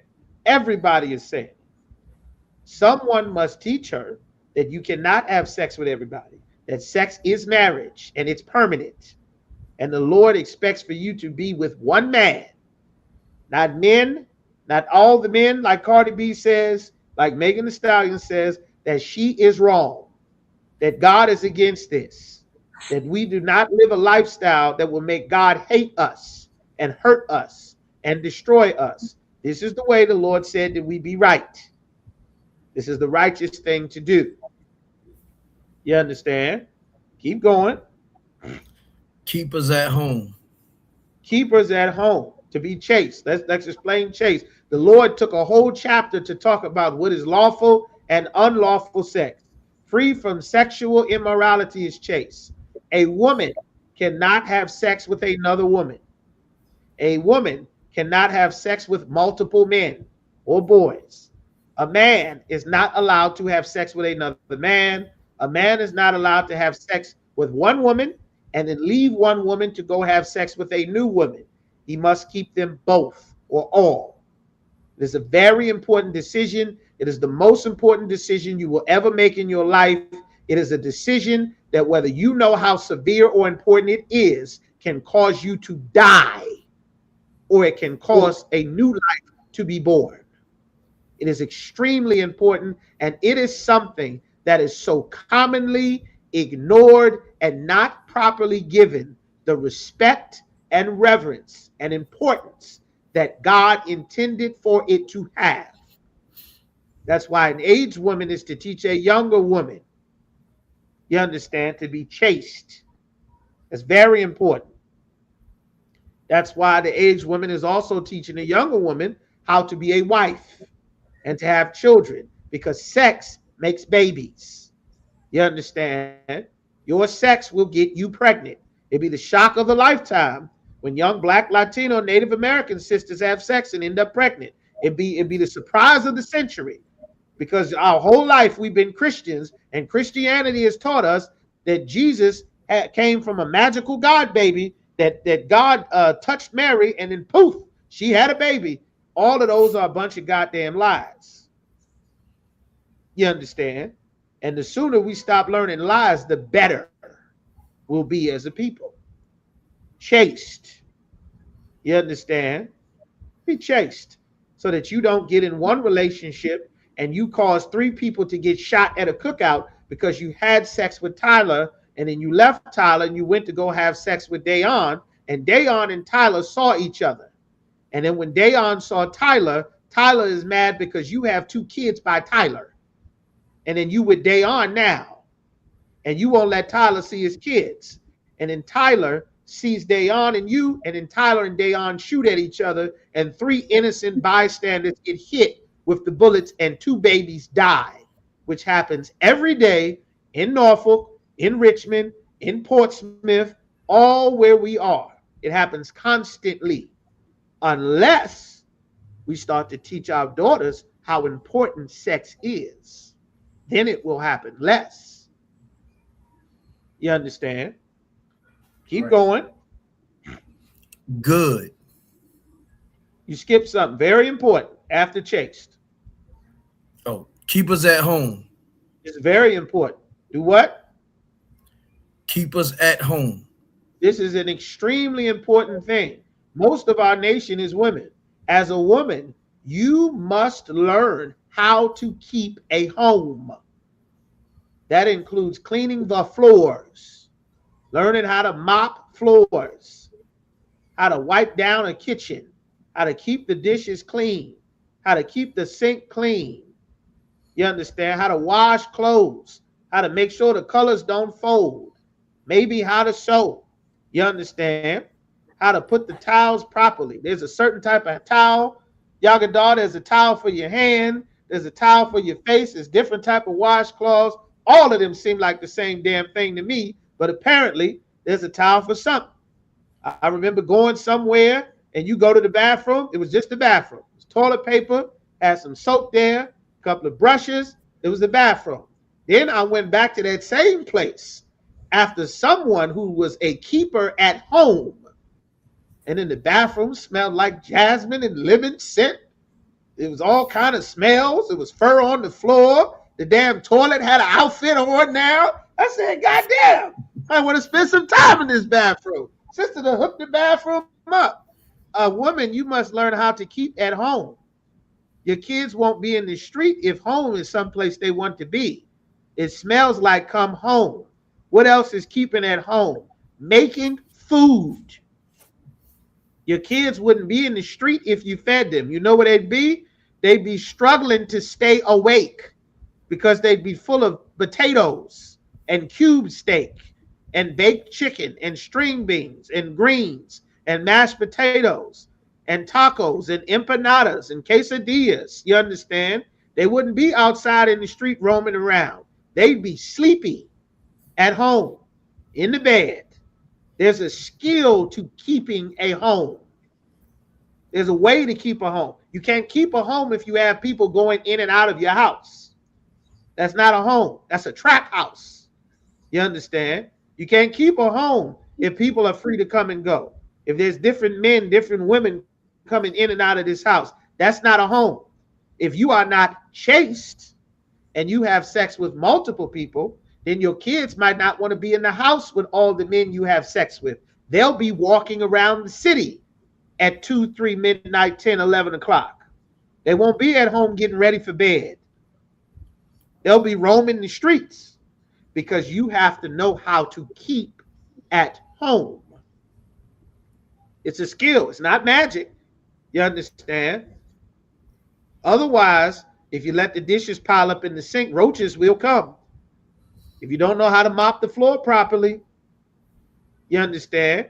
If you don't know how to keep that refrigerator clean, you'll have bugs in the refrigerator. You'll have spoiled milk and rotten eggs if you don't clean it out. Some people throw away leftovers too soon. Salakia. But you got to clean out the refrigerator. There's a skill. There was a thing that this skill was called. You know what it was called? It was called being a woman, being a mother, being a wife, having some ability to take care of who is at home. What's in the house? Is there a medicine cabinet? Is there cough medicine? Is there allergy medicine? Headache medicine? Is there ace bandages? Are there band-aids? Is there peroxide? This is keeping a home. Are there towels? Are there blankets? Is there extra pair of pants or sweatshirts in here? You understand? Are there baby clothes in here just in case something happened? Do I know these skills? Do I know how to put a baby down for a nap? Do I know how to deal with a baby that's teething, that has a fever? Somebody fall, get a knot on their head. Do I know how to deal with that? When do I take care of it versus when do we go to the emergency room? There are skills that are supposed to be passed down to you. If you don't have those skills, no sweat, you come into the UPK, They assist us to make sure that you get the skills. They're camp leaders to make sure that you get the skills. No sweat. Just get in here quickly, very quickly. You understand? Hair. You can't take care of your children if you can't do their hair. You got to learn something about hair. Even if you're not a hairdresser, you got kids, little boys and girls, you're going to have to learn how to do something with hair. You understand? You got enough time to travel to Dubai and all over the damn world and get in trouble and get locked up overseas. You got time to learn how to do kids' hair. You got time to learn how to potty train. You got time to deal with teething. You got time to deal with homework. Be patient with your kids doing homework. Help them read. If you don't have these skills, you need to practice to get better. You have to learn. The same way if you wanted a slavery, you would go and study what the slavery need. If I want to be a nurse, if you want to do this and that, you would take courses. You would apply yourself because these are important skills that I must have as a woman. How do I know? God put them here in the Bible. That's how I know. So I don't have to guess. I don't have to wonder. It's right here in the Bible. That's why we have scripture breakdown class instead of fellowship and Bible study. Keep going. Good. Good. Be good. Be a good woman. A good woman. You understand? Doing the opposite of these things above do not make you a good woman. Trying to rule over a man is not a good woman. Control everything. Trying to dictate what he can and cannot do. That's not good according to the Bible. You understand? Keep going. Obedient to their own husbands. Obedient, meaning to listen to their own husbands. Do what he's saying. That's in the Bible. It doesn't say you married to Jesus. Some sister in Maryland with a 357 is doing robberies at gas stations. Cheryl Smith and Wesson, you understand? Granny got the strap, is just roaming around the city talking about I'm married to Jesus with a 357 Magnum doing armed robberies. You understand? You know why? Because instead of being married to Jesus, she needed a husband to help deal with her mental state before she became goddamn Bonnie, roaming around doing armed robberies, shooting up the gas station. That's right. You understand? Obedient to their own husband, meaning their husband says do something. This is what they do. You learn to listen to your husband. Life is a lot less stressful if you just listen to your husband. It's a lot less stressful. It's less things to worry about. Chances are a lot of the things you worry about aren't actual things to be worrying about if you have a husband. You understand? Keep going. That the word of the Most High be not blasphemed. Why does it say that the word of the Most High be not blasphemed, be not lied about? Why does it keep saying that the word of God be not blasphemed? What is blasphemy? It is a filthy, wicked lie. And there is an evil, wicked lie that has blasphemed the word of God, telling women that they are married to God, that they're married to Jesus. That's why it said, keepers at home, your house, your own husband, not Jesus, not God, not St. Peter, not someone sitting in heaven at the right hand of the Most High, married to a living, breathing, flesh and blood man. That's your service to the Lord. You understand? That's how it's always been. That's how it was in the Old Testament. That's how it was that's how it is in the New Testament. That's why we read the New Testament. You understand? These things help to structure all the confusions of life. They help put structure in things. Most of your panic, most of your worry, most of your this, all those things. It helps put structure to tell you what you need to do. You understand? You'll find out that a lot of the things that you're doing don't actually need to be done. How do you know? Your husband will usually tell you. Why are you doing that? What are you doing it? I like, maybe do 2 of those instead of 45. Well, well, just stick to these 2. Try these 2. You might not be able to do 45. Remember the last time you tried to do 45 things? and you all stressed out, just stick to these two.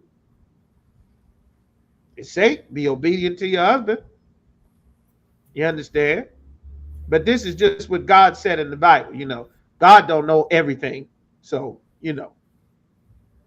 but that's an example. It's a very good question, and it's a very important thing, and it's a part of what was said in the Bible. This is what was taught in the New Testament.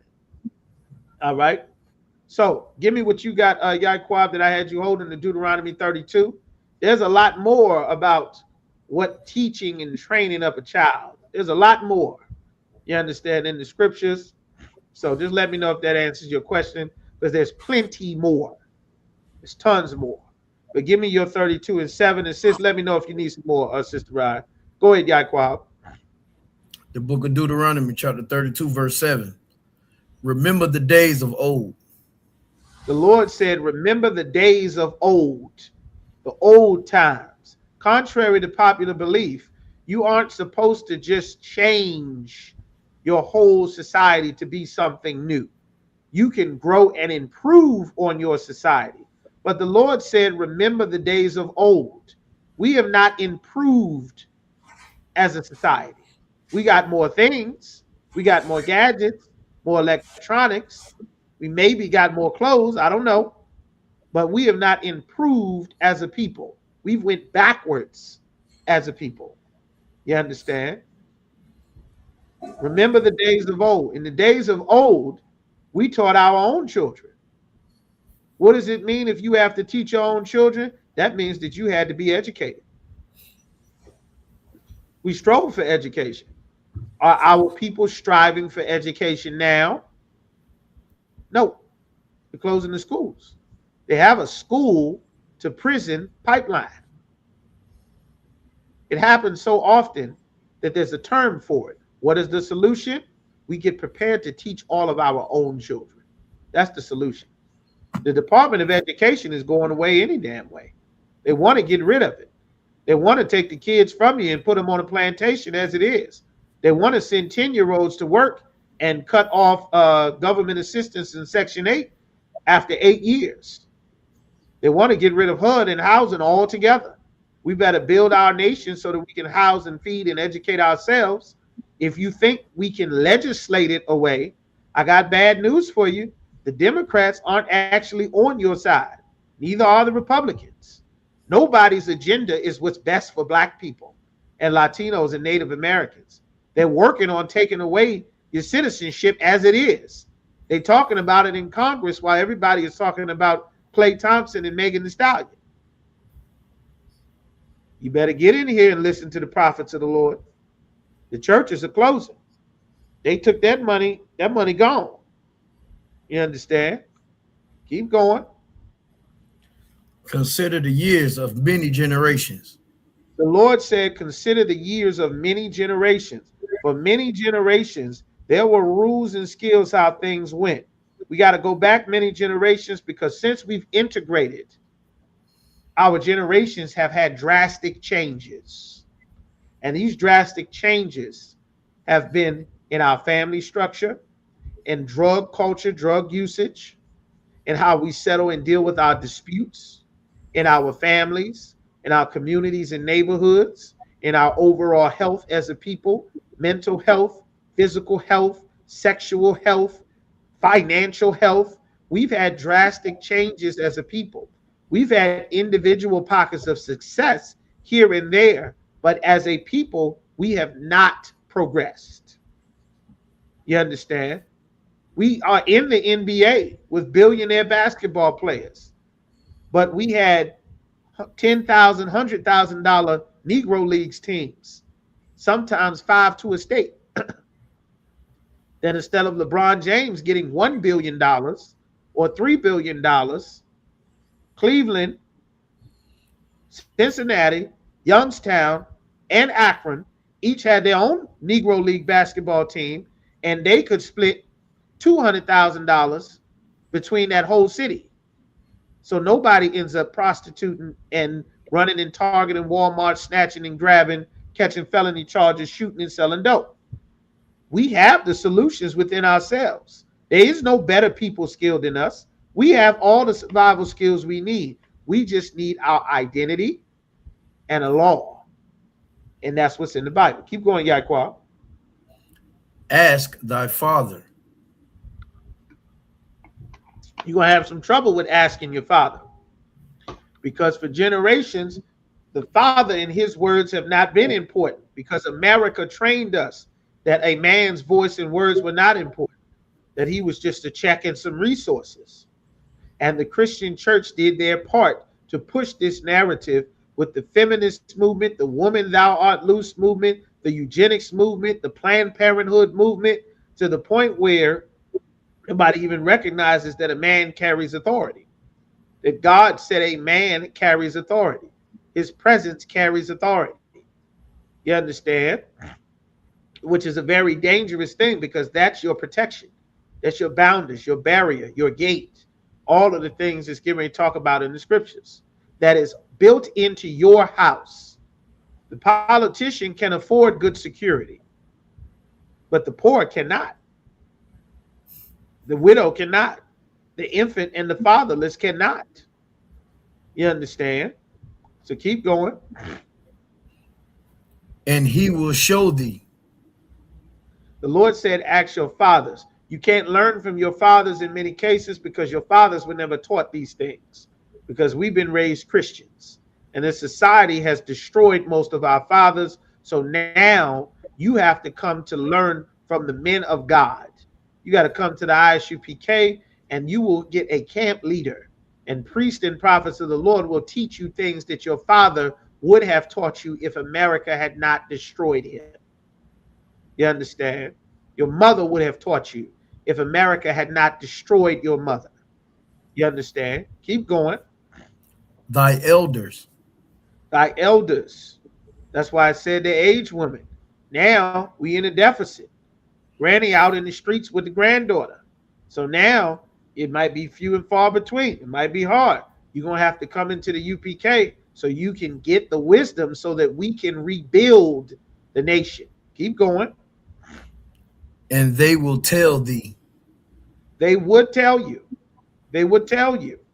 You understand? Now you're going to have to come to the history class to learn. You might not be able to learn it from grandma. You understand? But the knowledge is still here. That's why the ISUPK is the home of the truth. These are the actual things that are written in the Bible versus what we've been taught about the Bible our entire lives. Keep going. Verse 8. When the Most High divided to the nations their inheritance. The divided. He separated every race of people. God never intended for other races of people to be together. They're not supposed to have the same God, the same language, the same culture. God made every people separate. He divided the nations. God, who created everybody, intended for the nations to be divided. That's why we have to get back to our heritage that the Lord gave us as a people, which is just as much a land as it is a language, as it is high holy days, as it is celebrations and rules and laws. All of this is who we are as a people. Keep going. When he separated the sons of Adam. He separated from the very beginning of creation, Adam's sons, the children that Adam made, who were called the sons of God, because Adam was the son of God. You understand? Who did the things that God wanted. Adam was not an angel. Adam's sons, or the sons of gods, were not literal angels. The word angels in Hebrew is Alahayim.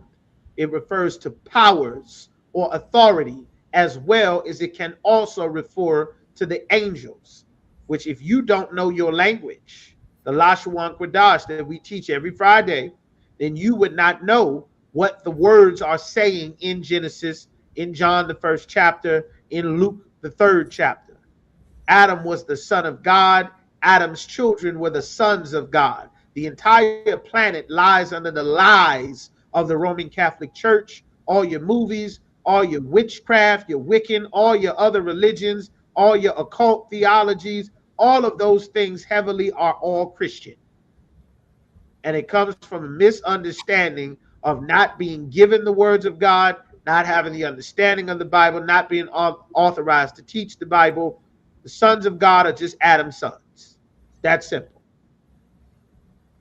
You understand?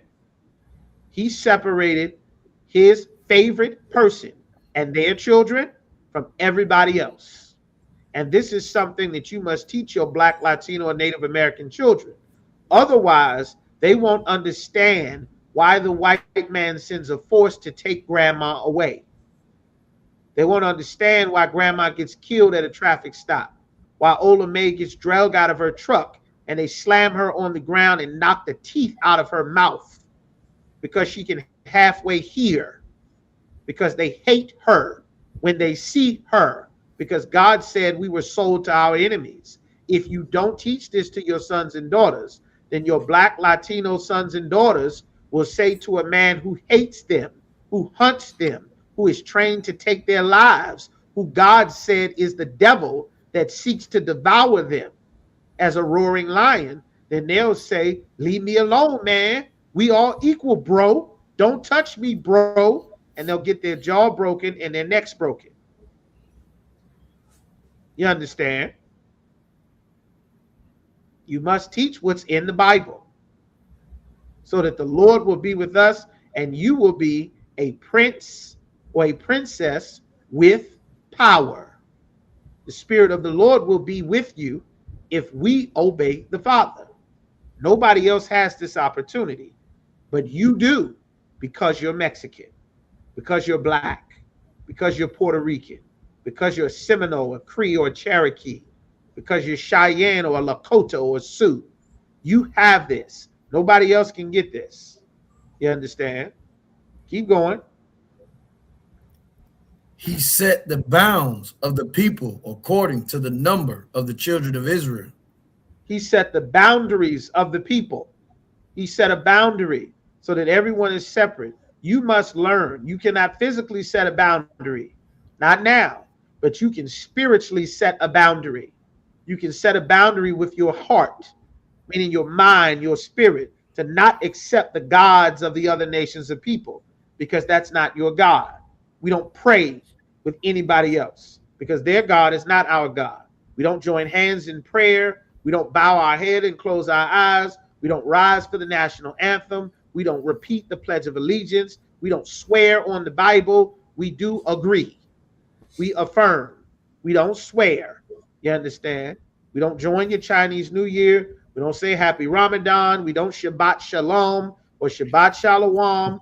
We don't Happy Hanukkah or Merry Christmas. We stand with our identity because we are rebuilding our kingdom. Our children do. Everybody does. You understand? Give me verse 9.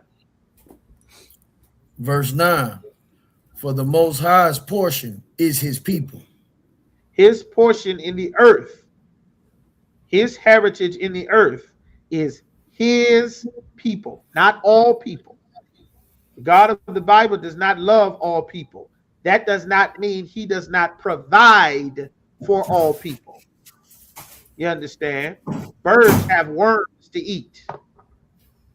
Worms have whatever you don't clean up in enough time, worms will get there and eat it. Ants will get whatever you spill and forget about. He provides for everything. That does not mean he loves them. God created the zebra. God created the buffalo. Have you seen what a lion and a hyena does to a zebra and a buffalo? Anybody ever seen what a hyena does to an animal? Providing and love is not the same thing. He provides for everything that he created.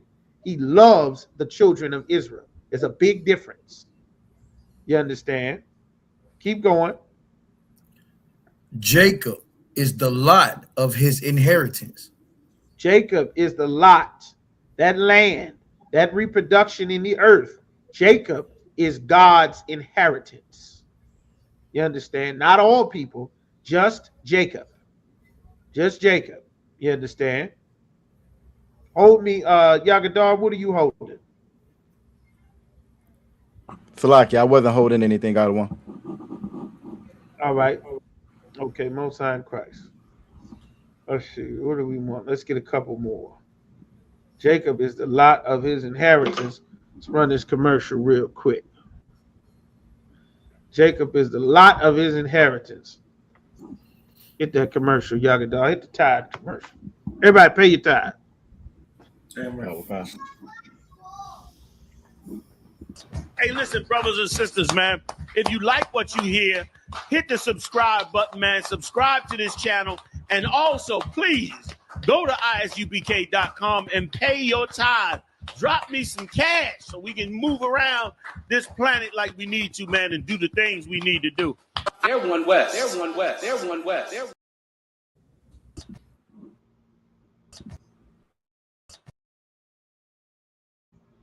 Hey, listen, brothers and sisters, man. If you like what you hear, hit the subscribe button, man. Subscribe to this channel. And also, please, go to ISUPK.com and pay your tithe. Drop me some cash so we can move around this planet like we need to, man, and do the things we need to do. They're one west. They're one west. They're one west. They're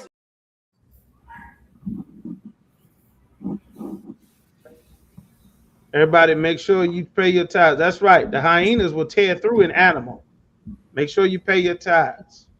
The hyenas will tear through an animal and destroy them. The hyenas will start eating an animal before the animal dies. The animal will be alive. The hyena will have a mouthful of guts and thigh meat while the animal screams bloody murder to the top of their lungs. The hyena does not give a damn. You understand? And when the lion comes, the lion will rip the hyena's throat out. Now, does the Lord love the hyena? Does the Lord love the buffalo? Does he? What about the sharks in the ocean? The sharks in the ocean tear through everything. Whales eat sharks. Does the Lord love the sharks? We got to untrain this foolishness that we've been taught about life. It's not real. The sooner the better. You understand? This is what will make us safe. Christ said, "Ye shall know the truth, and the truth shall make you free." All right. Who got what I called for? You got the scripture I called for, Yagadar? Or I didn't give you scripture. What kind of one? You didn't give me one out of one. Give me First Ezra chapter 8 and verse 84. All right. First Ezra chapter 8 and verse 84. Hold that. Yaquab, give me Matthew chapter 5.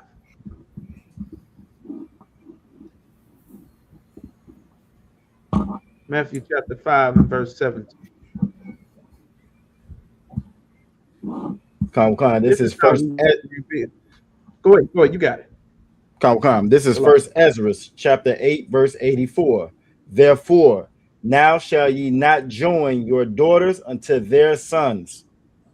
The Lord said not to join our daughters to their sons, meaning we are supposed to be able to give our daughters away. Our daughters are not supposed to give themselves away to somebody. That's a very broken and backwards thing. There's a lot of examination that comes with deciding who you are going to be with for the rest of your life. There's a lot of things that go into that, a lot of responsibility, a lot of life-changing, life-altering things that can come from making these decisions. And what we have in our society is they are not being made properly, with the proper respect, the proper understanding, the proper sobriety that God intended for this permanent, life-changing, community-changing decision. You understand? And that must be repaired. In order for us to have a kingdom and to rebuild our kingdom, that is what we are fixing in the ISUPK. We are fixing these. It's one thing to talk about the problem, but we have the solution and we are enacting the solution here in the ISUPK. That's how things get fixed. The Lord said, do not give your daughters to the sons. That sister who went to Tanzania and magically hung herself on vacation with a white fiance, Her parents were supposed to teach her this as a young girl, as a little baby girl. She was supposed to learn this. Instead of learning this, you know what she learned? Happy Easter. Martin Luther King, I have a dream. God loves everybody. We are all God's children. Race doesn't matter. God doesn't see color. She learned a bunch of nonsense that is not biblical. She learned blasphemies against God, and it cost this sister her life. You understand? Keep going. Neither shall ye take their daughters unto your Give me sons. Deuteronomy 28:68. Give me that. The Lord said, do not take the daughters of another nation of people to marry your sons. Don't have the swirl. You understand? Shannon Sharp lost $20 million from some 19-year-old Instagram prostitute. Do not do that. Tiger Woods lost $500,000 in nigger golf money, Buick, and Gillette razors. He lost $500,000 to some bed wench nanny.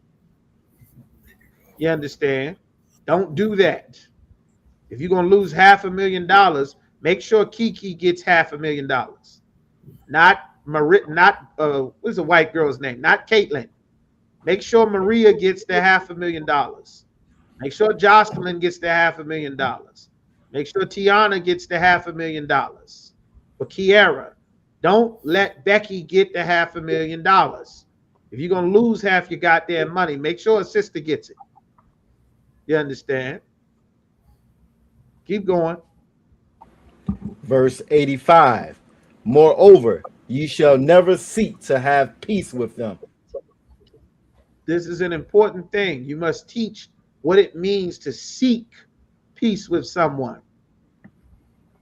We should not seek their peace. Seeking their peace causes us to take on their culture. We're not seeking anyone's peace. We can be at peace. We don't have to have warfare and battles. We can if need be. We absolutely can. But we're not looking to have peace with you. Meaning if we all meet here for water, I'm going to meet here and get water. You're going to meet here and get water. You don't come and take from me. You understand? You don't get to take my water. Is this water I need, I bring back to my people. The water you have, you bring back to your people. We can meet here and get water just like the hippos, just like the crocodile, just like the gazelles, just like the lions, just like the hyenas. We can meet here for the water. And I'll stay with mine and you stay with yours. That is how it is supposed to be. God made life. God didn't make mistakes. That doesn't mean I burn crosses on your lawn or hang your family. But you definitely don't get to burn crosses on my lawn or hang my family. You understand? If at all possible, we can be at peace with all men. But you won't get a permission slip to defend ourselves. You won't get that. We're not Christian, and we're not Muslim, and we're not Black Panthers either. Keep going. That ye may be strong.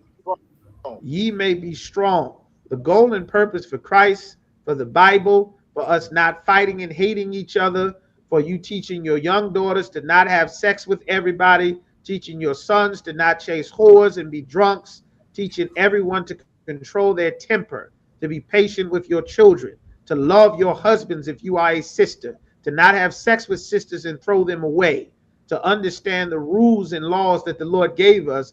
These things are to make us strong. You understand? The world would not know what we needed to braid our hair unless someone told them. You understand? Somebody told you that your hair was supposed to go down your back.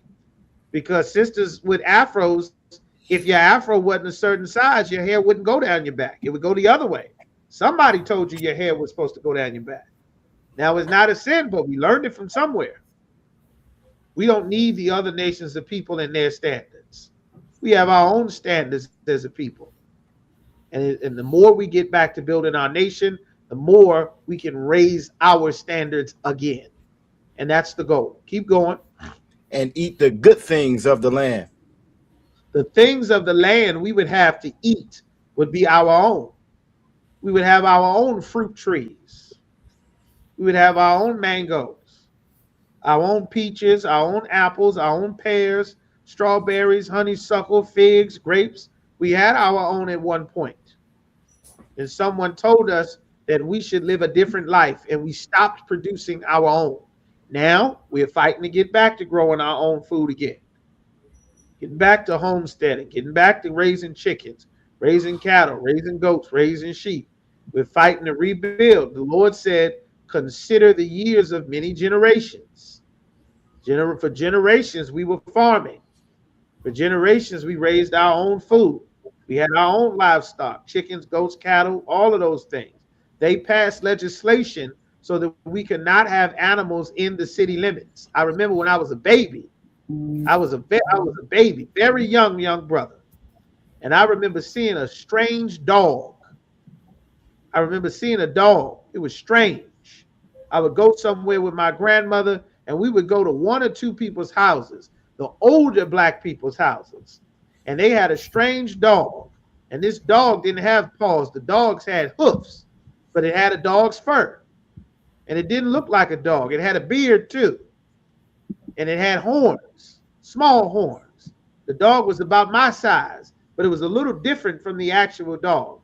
Black people still had goats in the city, still had chickens in the city. You understand? And then they passed city ordinances that you could no longer have livestock in the city. And then poof, supermarkets blew up everywhere. All the fruit trees started to die. All the orange trees stopped producing. The pear trees and peach trees, the cherry trees, strawberry groves, all of them just disappeared overnight. Nothing left but honeysuckle and blueberry and raspberries. Even the blueberries died. You understand? Now we got to get back. We got to get back to doing it. You understand? Keep going, whoever's reading. And that ye may leave the inheritance of the land unto your children forevermore. The land that we had to leave for inheritance, the cities became too dangerous. They became dangerous. You understand? Drop that, Yagadar. Give me Ezekiel chapter 8 and verse 7. The cities became dangerous. Something made our cities dangerous. A lot of things did, but something made them very dangerous. The Lord said never to join our enemies, another nation of people. How do we know what enemy, what identity are we supposed to have? Yaquab, give me 6:28-68. You gotta be ready with that punch, Yaquab. Swing. It's like you, sir. I was holding Matthew 5. What you wanted me to give you? I called for Matthew 28 and 68 before the Matthew 5. Before I gave Yagadar the, you didn't get that? No sweat. Book of Matthew, chapter 28. So Salaki is Deuteronomy 28:6-8. What you call for other one? 28:68. Yeah. Deuteronomy 28 and 68. The book of Deuteronomy, chapter 28, verse 68. And the Most High shall bring thee into Egypt again with ships. The Lord said that the people this Bible is written about would go into a place known as Egypt. Not physically known as Egypt, but spiritually Egypt. The word Egypt or Egyptos means bondage or slavery. You understand? Ask your sons and daughters who they are. Ask them what's their identity. See what answer you get. You may think it doesn't matter. In order to stop some sister crying on the news, on DC News, because a bunch of teenagers beat her son unconscious and stomped his head while he was passed out. And she lay crying on the TV. And she's crying, saying they could have killed my son. They could have killed my son. And the young brother, the news is asking this young brother, what did you feel? How did you feel, young brother?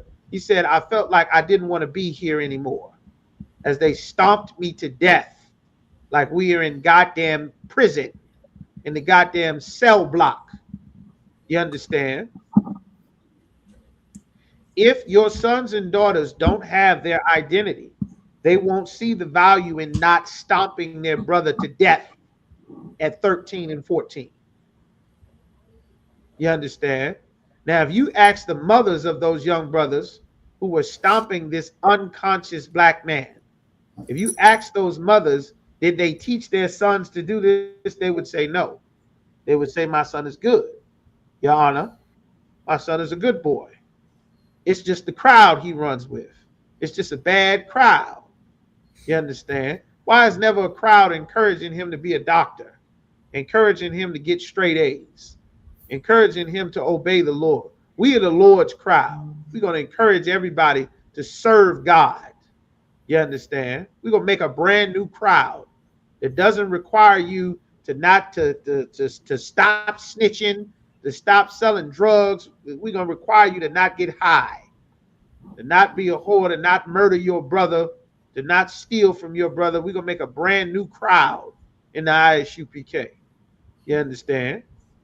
The Lord said we would go into slavery with ships. Most of your sons and daughters are not learning about slavery in school. They stopped teaching slavery over a decade ago, minimum. The Trail of Tears is not taught in school either. That was completely removed. If your people don't have their own identity, someone can wipe your history away. If you think your history does not matter, you will never be able to unite your brothers and sisters, and they will be having knife fights at the Red Lobster because they don't have anything to hold them together other than nice words and holidays. You understand? We must have more than that. Keep going. By the way whereof I spake unto thee. Hold on. Shall bring thee into Egypt, a house of bondage or slavery. How are we going into Egypt, Yaquab? By way of ship. Read what you see there. Hit it one more time, please. Into Egypt again with ships. With cargo slave ships. This is the transatlantic slave trade in the Bible. Make sure your Black, Latino, and Native American sons and daughters see our people stacked on top of each other, chained in ships. They must see this. Make sure they see this. You understand? Make sure they see it and they get to ask questions. You have to make sure. It's very important. If you don't want your sons and daughters to grow up and try to kill other young Black, Latino, or Native American brothers and sisters, then they had better be taught that we are the same, that we are a family, that we are all in captivity here, and there is someone who hunts us all. And we don't have time to hate and unalive each other because we need each other. Because there is an enemy that God said is our enemy that hunts us all. Right. Sooner the better. I can tell you this for sure. Your elementary school kids hate each other. And I mean hate each other. As much hate as you can muster hate in your brain, that much hate. They hate each other. They assaulting each other in the bathrooms. They trying to kill each other. They stabbing each other. They cussing each other out in the hallway, in the stairways. They fighting in the streets. That's why all the teachers are quitting. Your kids hate each other. You had better put something inside of them that's different. That's not a song. That isn't a fashion choice. That isn't a holiday. They're going to need the Spirit of the Lord. And America is about to fall. They haven't even really met the white man yet. Our poor Latino brothers are actually meeting the white man that church told them was Jesus Christ. They get to meet a white man in a pickup truck, the slave hunters that the Christian church did not teach them did to the tribe of Judah, runaway slave catchers, to the tribe of Gad. They didn't teach them that in church. They learned sweet white Jesus in church songs. And then the same white Jesus got in pickup trucks as ICE agents and body slammed grandma and drugged them down the street and put their babies in gulags in alligator Alcatraz. The church did not prepare them. Keep going. By the way whereof I spake unto thee. Meaning where we were in our homeland in the Middle East, which is where we come from, which you must know, we come from the Middle East. We don't come from Africa. Right now, Africans are trying to get reparations from Europeans for them selling us in slavery. That's what's happening in Africa right now. While black people still try to pretend to be Wakandans and going back and forth to Ghana and let the Ghanaians steal all of their retirement and 401k money just for them to think they were going to get a house in Ghana, for them to sleep on somebody's unwashed sofa with no heat, no AC, no internet, no electricity, no running water, no goddamn toilets, barely paved streets in the damn capital city.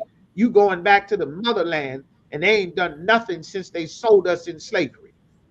Couldn't even pave their own goddamn roads after hundreds of years of us being in America. Keep going. Thou shalt see it no more again. And where we were in our homeland in the Middle East, we haven't seen our homeland. Keep going.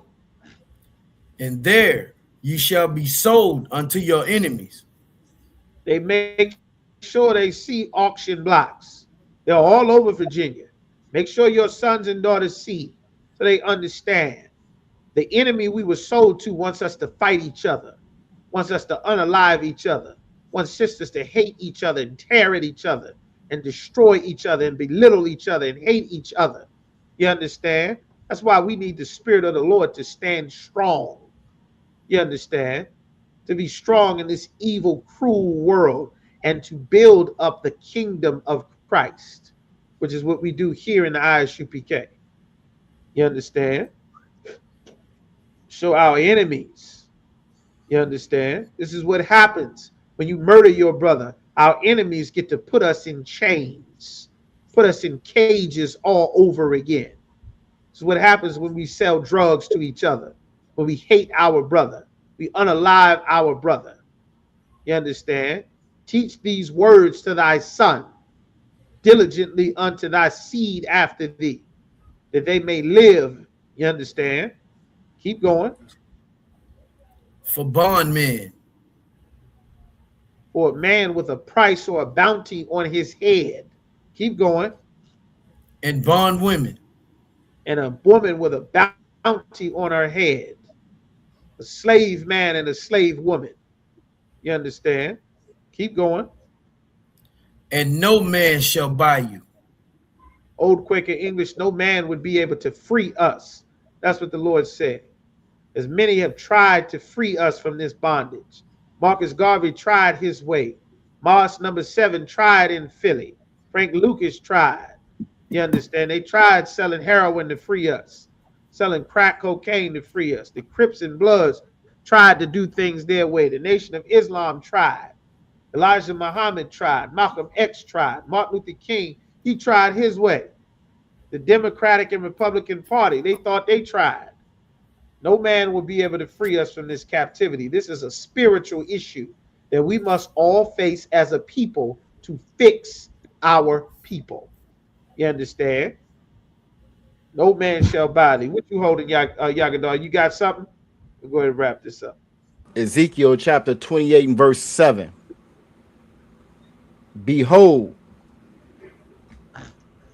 The Lord said, look at something. Keep going. therefore I will bring strangers upon thee. No. 8 and 17. Oh, Salaki, other one. Salakia, read what you got. Read that scripture you just. Behold, therefore I will bring strangers upon thee. I will bring strangers upon thee. The other nations of people are strangers.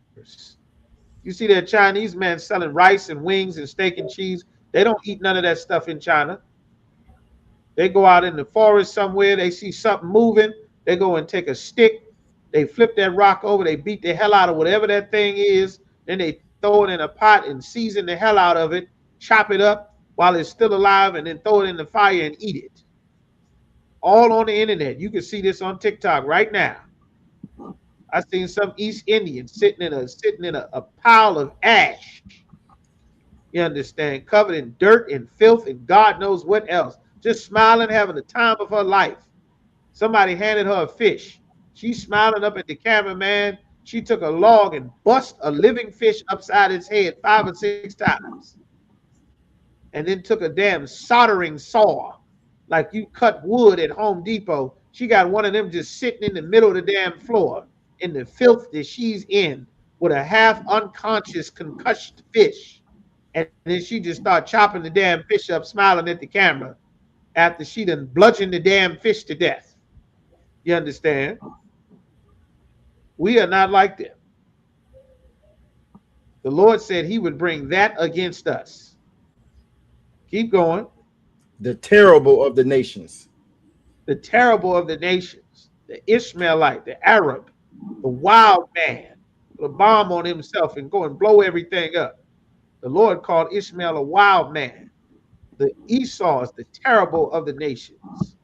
Kill an animal to extinction, wipe out an entire empire, drop a bomb that kill everybody in the city at one time. The terrible of the nations. That's who the Lord sent against us. Keep going. And they shall draw their swords against the beauty of thy wisdom. And they will draw their swords against us. That's what they've been doing. They've eaten and devoured us, and now it's time for us to raise again from the dead. And that's what we are doing. We are resurrecting our nation from non-existence. That's what's happening. That's what we are doing in the ISUPK. You understand? All right, now give me down to 17, which was the scripture I called for. Khan, this is Ezekiel chapter 8, verse 17. Then he said unto me, this is what the prophet, this is what the angel is saying to Ezekiel. Keep going. hast thou seen this? Have you seen what is happening? Yaquab, give me Deuteronomy 28 and 64. I'm going to answer your question in just a second, brother. Not 64. It should be like 54. Evil towards thy brother. I think it's like 54. The tender and delicate shall be evil towards thy brother. 54. That's right. Keep going, Yagador, please. O son of man. Oh, son of man. Have you seen what's happening? Oh, son of man. That son of man is an old Quaker English saying.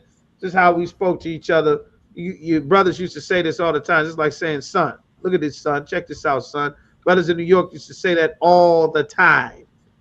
Just to annoy the hell out of everybody who was not in New York. And then hip-hop exported it every goddamn where. Yo, son, that's my son, son of man, son of man. That's my little son right there. That's my son right there. That doesn't mean it's your literal son. It just means he does things exactly the way you would do yourself. That's exactly how the Most High said about Christ. He is my son. He does everything perfectly the same way that I would do. That's what it means. The Lord has said that about several men, not just Christ, which Christians conveniently ignore. They don't know the Bible anyway, so it doesn't matter. Keep going, Yagador. Is it a light thing to the house of Judah? The Lord is asking, are these things light? God is extremely against these things that's getting ready to be read. Keep going. That they commit the abominations which they commit here. That there are abominations that are being done, things that the Lord hates. You must teach your sons and daughters that there are things that God hates. God will hate you if you do these things. If you don't teach your sons and daughters that God will hate you for doing something, then they will do things that God hates, and they will be without the protection of the Lord because they have not been trained. They've been taught to have an emotional attachment about God instead of an attachment based on what's in the scripture that will save their life versus how they feel. The sister Miriam Carey, what was the sister's name that the white boy murdered in the kitchen? She said she wanted to rebuke him in the name of Jesus. What was the sister name? Salak got one. Sonia Massey. Sonia Massey did the magical garbage that they teach you to say in Jesus in church. I rebuke you in the name of Jesus. Just like saying the name of Jesus is not repeating Jesus over and over like a genie, like Bloody Mary or the Tooth Fairy or the Slender Man. That's not the name of Jesus. You understand? The name of Jesus is his reputation, living the way he would live, saying the things that he said, patterning your life after him. That's the name of Jesus, not just magical chanting Jesus like a goddamn spell, like you're a witch. That's what they teach in the Christian church, witchcraft. And it doesn't work. That's the same thing they did in church when Dylan Roof murdered 9 people. They did that Christian witchcraft garbage in the name of Jesus, in the name of Jesus. And he killed 9 people as they all magically chanted something that they had been taught their whole life was in the Bible, and it was not. And God was not with them, and they all died. You understand? But God will be with you, and you will not die if you obey the Most High. And that's what you're being taught to do, like a good daughter, like a good son, like a good prince, like a good princess. That was the whole point. Keep going. For they have filled the land with violence. God hates violence. Contrary to popular belief, God is against violence. You understand? God does not love a violent man or a violent woman. And our community has been taught to accept violence as a way of parenting, violence as a way of communication, violence as a means to solve our problems, violence to let out our frustration, violence to generally make things go smoother. You understand? That is not how we are supposed to operate. You shed innocent blood makes God angry. God will curse your entire neighborhood if you shed innocent blood. That's in the Bible. You understand? The white man is the bloodthirsty blood shedder of innocent blood. You are not allowed to just go attack people and shed blood just because. God will be against you, and you will end up being 1 million in prison for living this way. That makes God angry. Keep going. And have returned to provoke me to anger. And have returned after filling the cities with violence. And have returned to make me even more angry, the Lord said. Keep going. And how are they making the Lord even angrier than the violence that already makes him angry? An alternative lifestyle is violence. The highest levels of domestic violence in the country are in the LGBT community. The highest levels of SA in the country are in the LGBT community. You understand? The highest by statistics. Keep going. And this is just who reports. Most of the victims don't report. This is who's reporting. Keep going, Yagador. Lo, Keep going. they put the branch to their nose. They put a branch to their nose. This is talking about smoking. Smoking angers God furiously. It is the worship of other gods. They've named the different things to smoke after gods. Hera, which is supposed to be the mother of the goddess, to make you strong and bold and fearless, is where you get your heroin from. The white man named it heroin for that reason. Thus your syrup, your opioids, your oxycontins, your perks to numb you and make you fearless. That's where heroin comes from. You understand? Weed or the ganja plant, the worship of the trans god, the Hindu goddess Shiva. That's where your weed, your ganja plant comes from. That is also where your dreadlocks come from. You understand? Men who bathe in cow feces and smoke weed and get high all day out of their mind. You understand? And people think they're so righteous and holy. You understand? With that disease-infested Ganges River that everybody must bathe in, with an AIDS rate as high as Atlanta in India. You understand? That's right. The Lord said that makes him angry. All right, let's get you up out of here. What else? Who else got us? Throughout Yagadar. The water. Smoking weed makes God angry. You see your rappers all smoke weed. They talk about smoking weed. Where all the young brothers and sisters at? You see all your rappers smoke weed, talk about smoking weed, smoking weed. Guess what? What else do your rappers talk about? I'm in the streets. I'm violent. I kill a man. I get high. I'm violent. Better not cross me. Better not step to me. Guess what also happens to your rappers? They die. They all die at 20 something.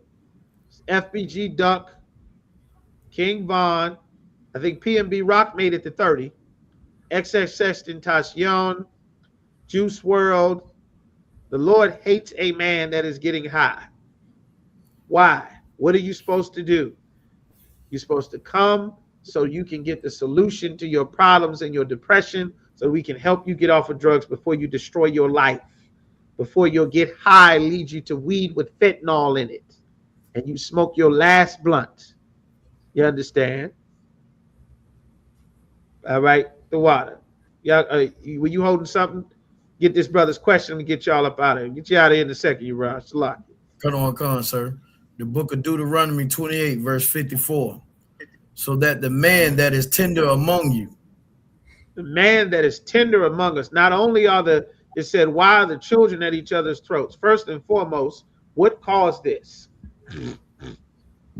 This is what caused this. Skip up one verse, Yaquab. This is what caused this. Verse 53. And thou shalt eat the fruit of thine own body. The Lord said we would eat the fruit of our own body, meaning our children would be eaten up.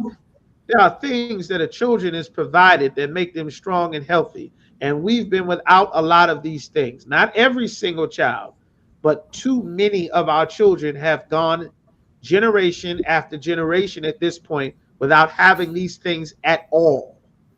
And it has greatly impressed something that was never intended to be on there. Eat the fruit of thine own body. Keep going. Speed up a little bit, please. Come. The flesh of thy sons and of thy daughters. The flesh, the life of your sons and daughters, they're being destroyed. Why are they being destroyed? Which is the brother's question, which is the reason why in his question. Keep going. Which the Most High thy power have given thee. The Lord gave us these sons and daughters. The Lord gave these sons and daughters to a man. Children are a heritage from the Lord. Women carry a man's children. The whole concept that you are getting your feet swollen and your back hurting and you're gaining weight and you can't sleep and the baby making you not be able to go to the bathroom, you're getting heartburn, all of these things, you are doing this for your man. It's his children. It's your child as well, but you are carrying this man's children, his heritage, his seed. That order and structure is why Paul spent so much time in the New Testament explaining. You understand? Thy sons and thy daughters, which the Most High have given. Keep going. In the siege and in the straightness. The siege and the straightness. Right now, everybody's talking about the Straits of Hormuz, the Straits of Hormuz in Iran. The Straits is a narrow place because, again, we come from the Middle East. That Straits of Hormuz, that Israel, Iran, Iraq, Turkey, Lebanon, Saudi Arabia, that whole area is our homeland. That's why it's talking about straits, which is in the news right now. In the siege, another nation of people have taken all of our things. You take your sons and daughters when they go through the black neighborhoods and the black communities, make sure that you point out to them. Little girl, do you see this? Little boy, little son, daughter, I want you to see this. Mommy wants to show you something. Daddy wants to show you something. You see what that is right there? You know who that is? She said, that's the carryout. Do you know who owns that carryout? Do you know why they own that carryout? They are here with a Chinese food business in a black community because our people are under captivity. And the oppressor gave them a business and they would not give us businesses. Our businesses failed because Martin Luther King told us to do something that was against God. That's why we keep the Passover. That's why we keep the Feast of Unleavened Bread. That's why we don't eat pork, why we don't go to church or the mosque, so that the other nations of people cannot drain our resources dry. They won't know what resources are. They won't know what most of that stuff is. It doesn't matter that they don't know. What does matter is by the time they find out, you will have already taught them how to think about it. That was the point. You understand? You will have already made their mind up before they find out what it is, and someone else will make their mind up for them. Keep going. Wherewith thine enemies shall distress thee. Our enemies are distressing us because they've taken our resources, our business. We now work for them because we are in captivity. Our sons and daughters must learn America is not our home, that we are in captivity. We have to earn the right to go back home. There's behaviors. We have people hunting us. If we don't behave a certain way, our enemies will be able to prey on us. If we fight and kill each other, that gives our oppressor the ammunition he needs to come and take us and put us in a more terrible place, in cages where he can beat and starve and work us for nothing. You understand? And abuse and take our rights away, what little we have in this place. You understand? Keep going. Verse 54, so that the man that is tender among you. The young brother who's tender, this is your question. The young brother is tender among you. Yagadar, give me wild bull in the net. Hello. In Isaiah, give me wild bull in the net. It's either 50 and 20. I think it's 50 and 20. Keep going. And very delicate. Very delicate. His bones are not strong. He's not tall. He's still growing. You understand? He ain't got his full adult body. His muscles ain't grown in yet. He's tender and delicate. He can be easily damaged. He can be easily destroyed because he's delicate. He's fragile. He's tender. He can't regulate his emotions and his thoughts, his relationships, his anger, his upset, his frustration. Can't navigate life properly. He's tender and delicate. But the previous verse, the resources of that father whose heritage he is, that father's resources are taken away. That father is gone. The enemies have distressed him. They've destroyed this family. Now the young brother who's tender and delicate, he doesn't have that strength to make him grow up strong and solid anymore. He's missing key elements to his development, and he does not know how to get it. He doesn't have a way to get it. He must come into the UPK because he doesn't have it. Keep going.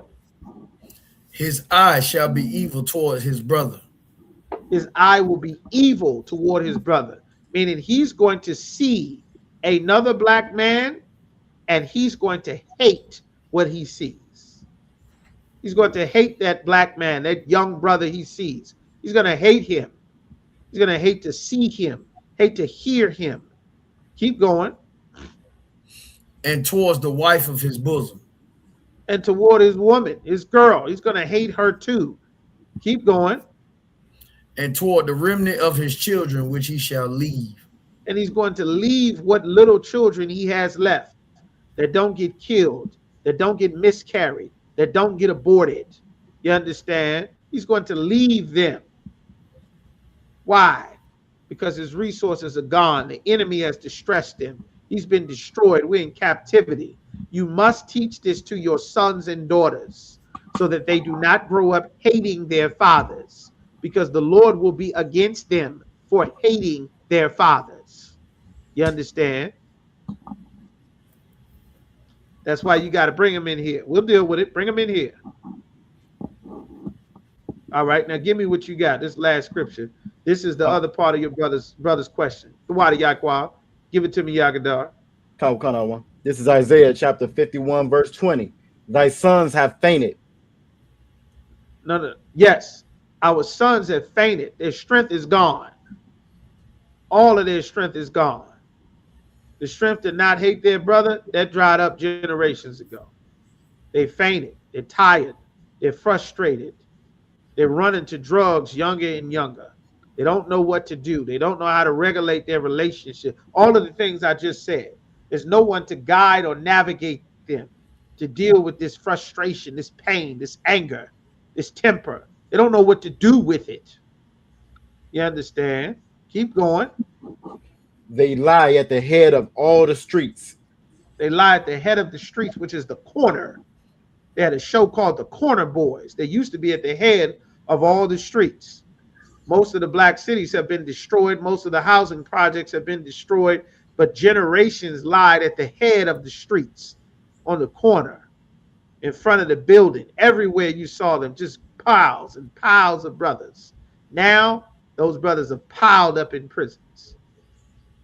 They lie at the head of all the streets. You go to the West Coast, the Midwest, down south, go to Toronto, you see the same thing. Go to Brazil, you see the same thing. Go down to Mexico, you see brothers in gangs in the cartels. Down in El Salvador, in Honduras, in Guatemala. Go down in Brazil, in Ecuador, in the slums, in the barrio, the favela, the reservation, at the head of all the streets. Same in Puerto Rico. Same in Haiti, Dominican Republic, in Trinidad, where they give a travel advisory warning that if you come here, you're probably going to get robbed or worse. In Jamaica, they lie at the head of the streets. They fainted. I don't know what to do. Keep going. As a wild bull in a net. As a wild bull in a net, in the trap. That's a wild bull. Bull that doesn't know he's supposed to be in a cage. He don't know how to behave for this cage. He don't know how to behave for captivity. He's trying to get free.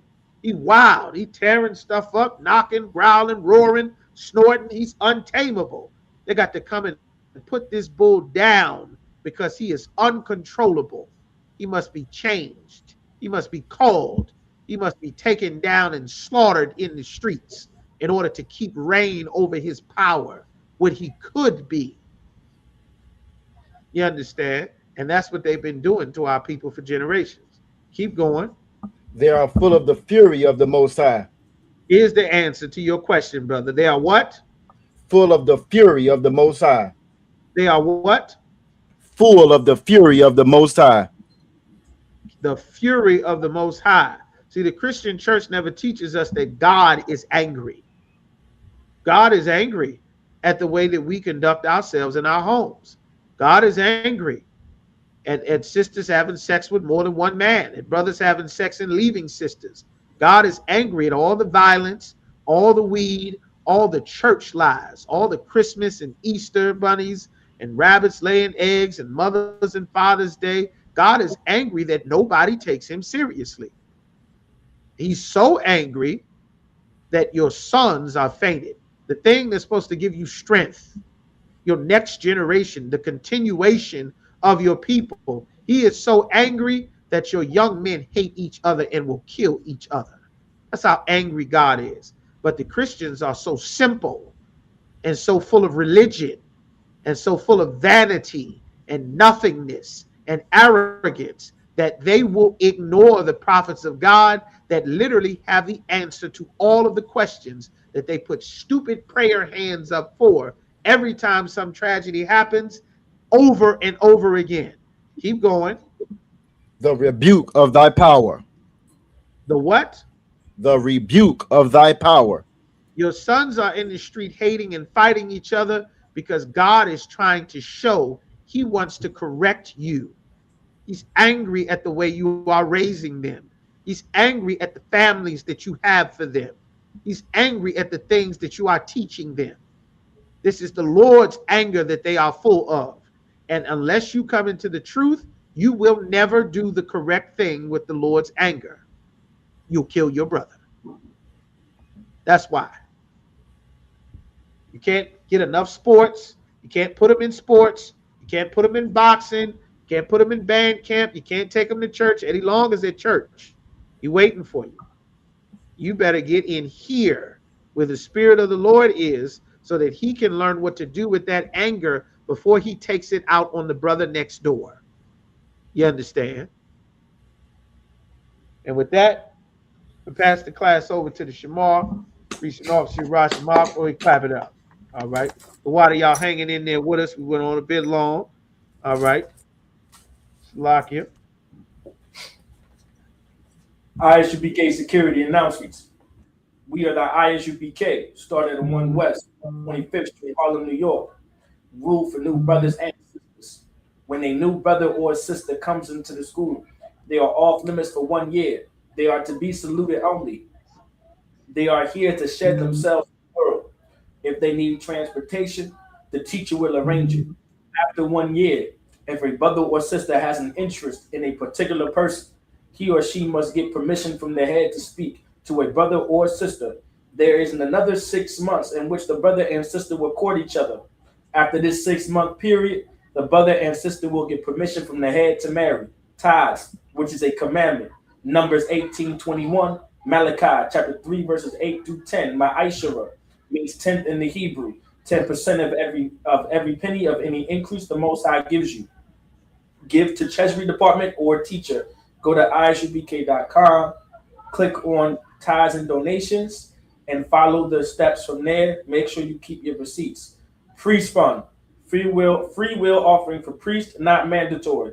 Whatsoever amount you would like. Upcoming holy convocations, we are still in the Feast of First Fruits. Stay tuned in the closing of the Feast of First Fruits is.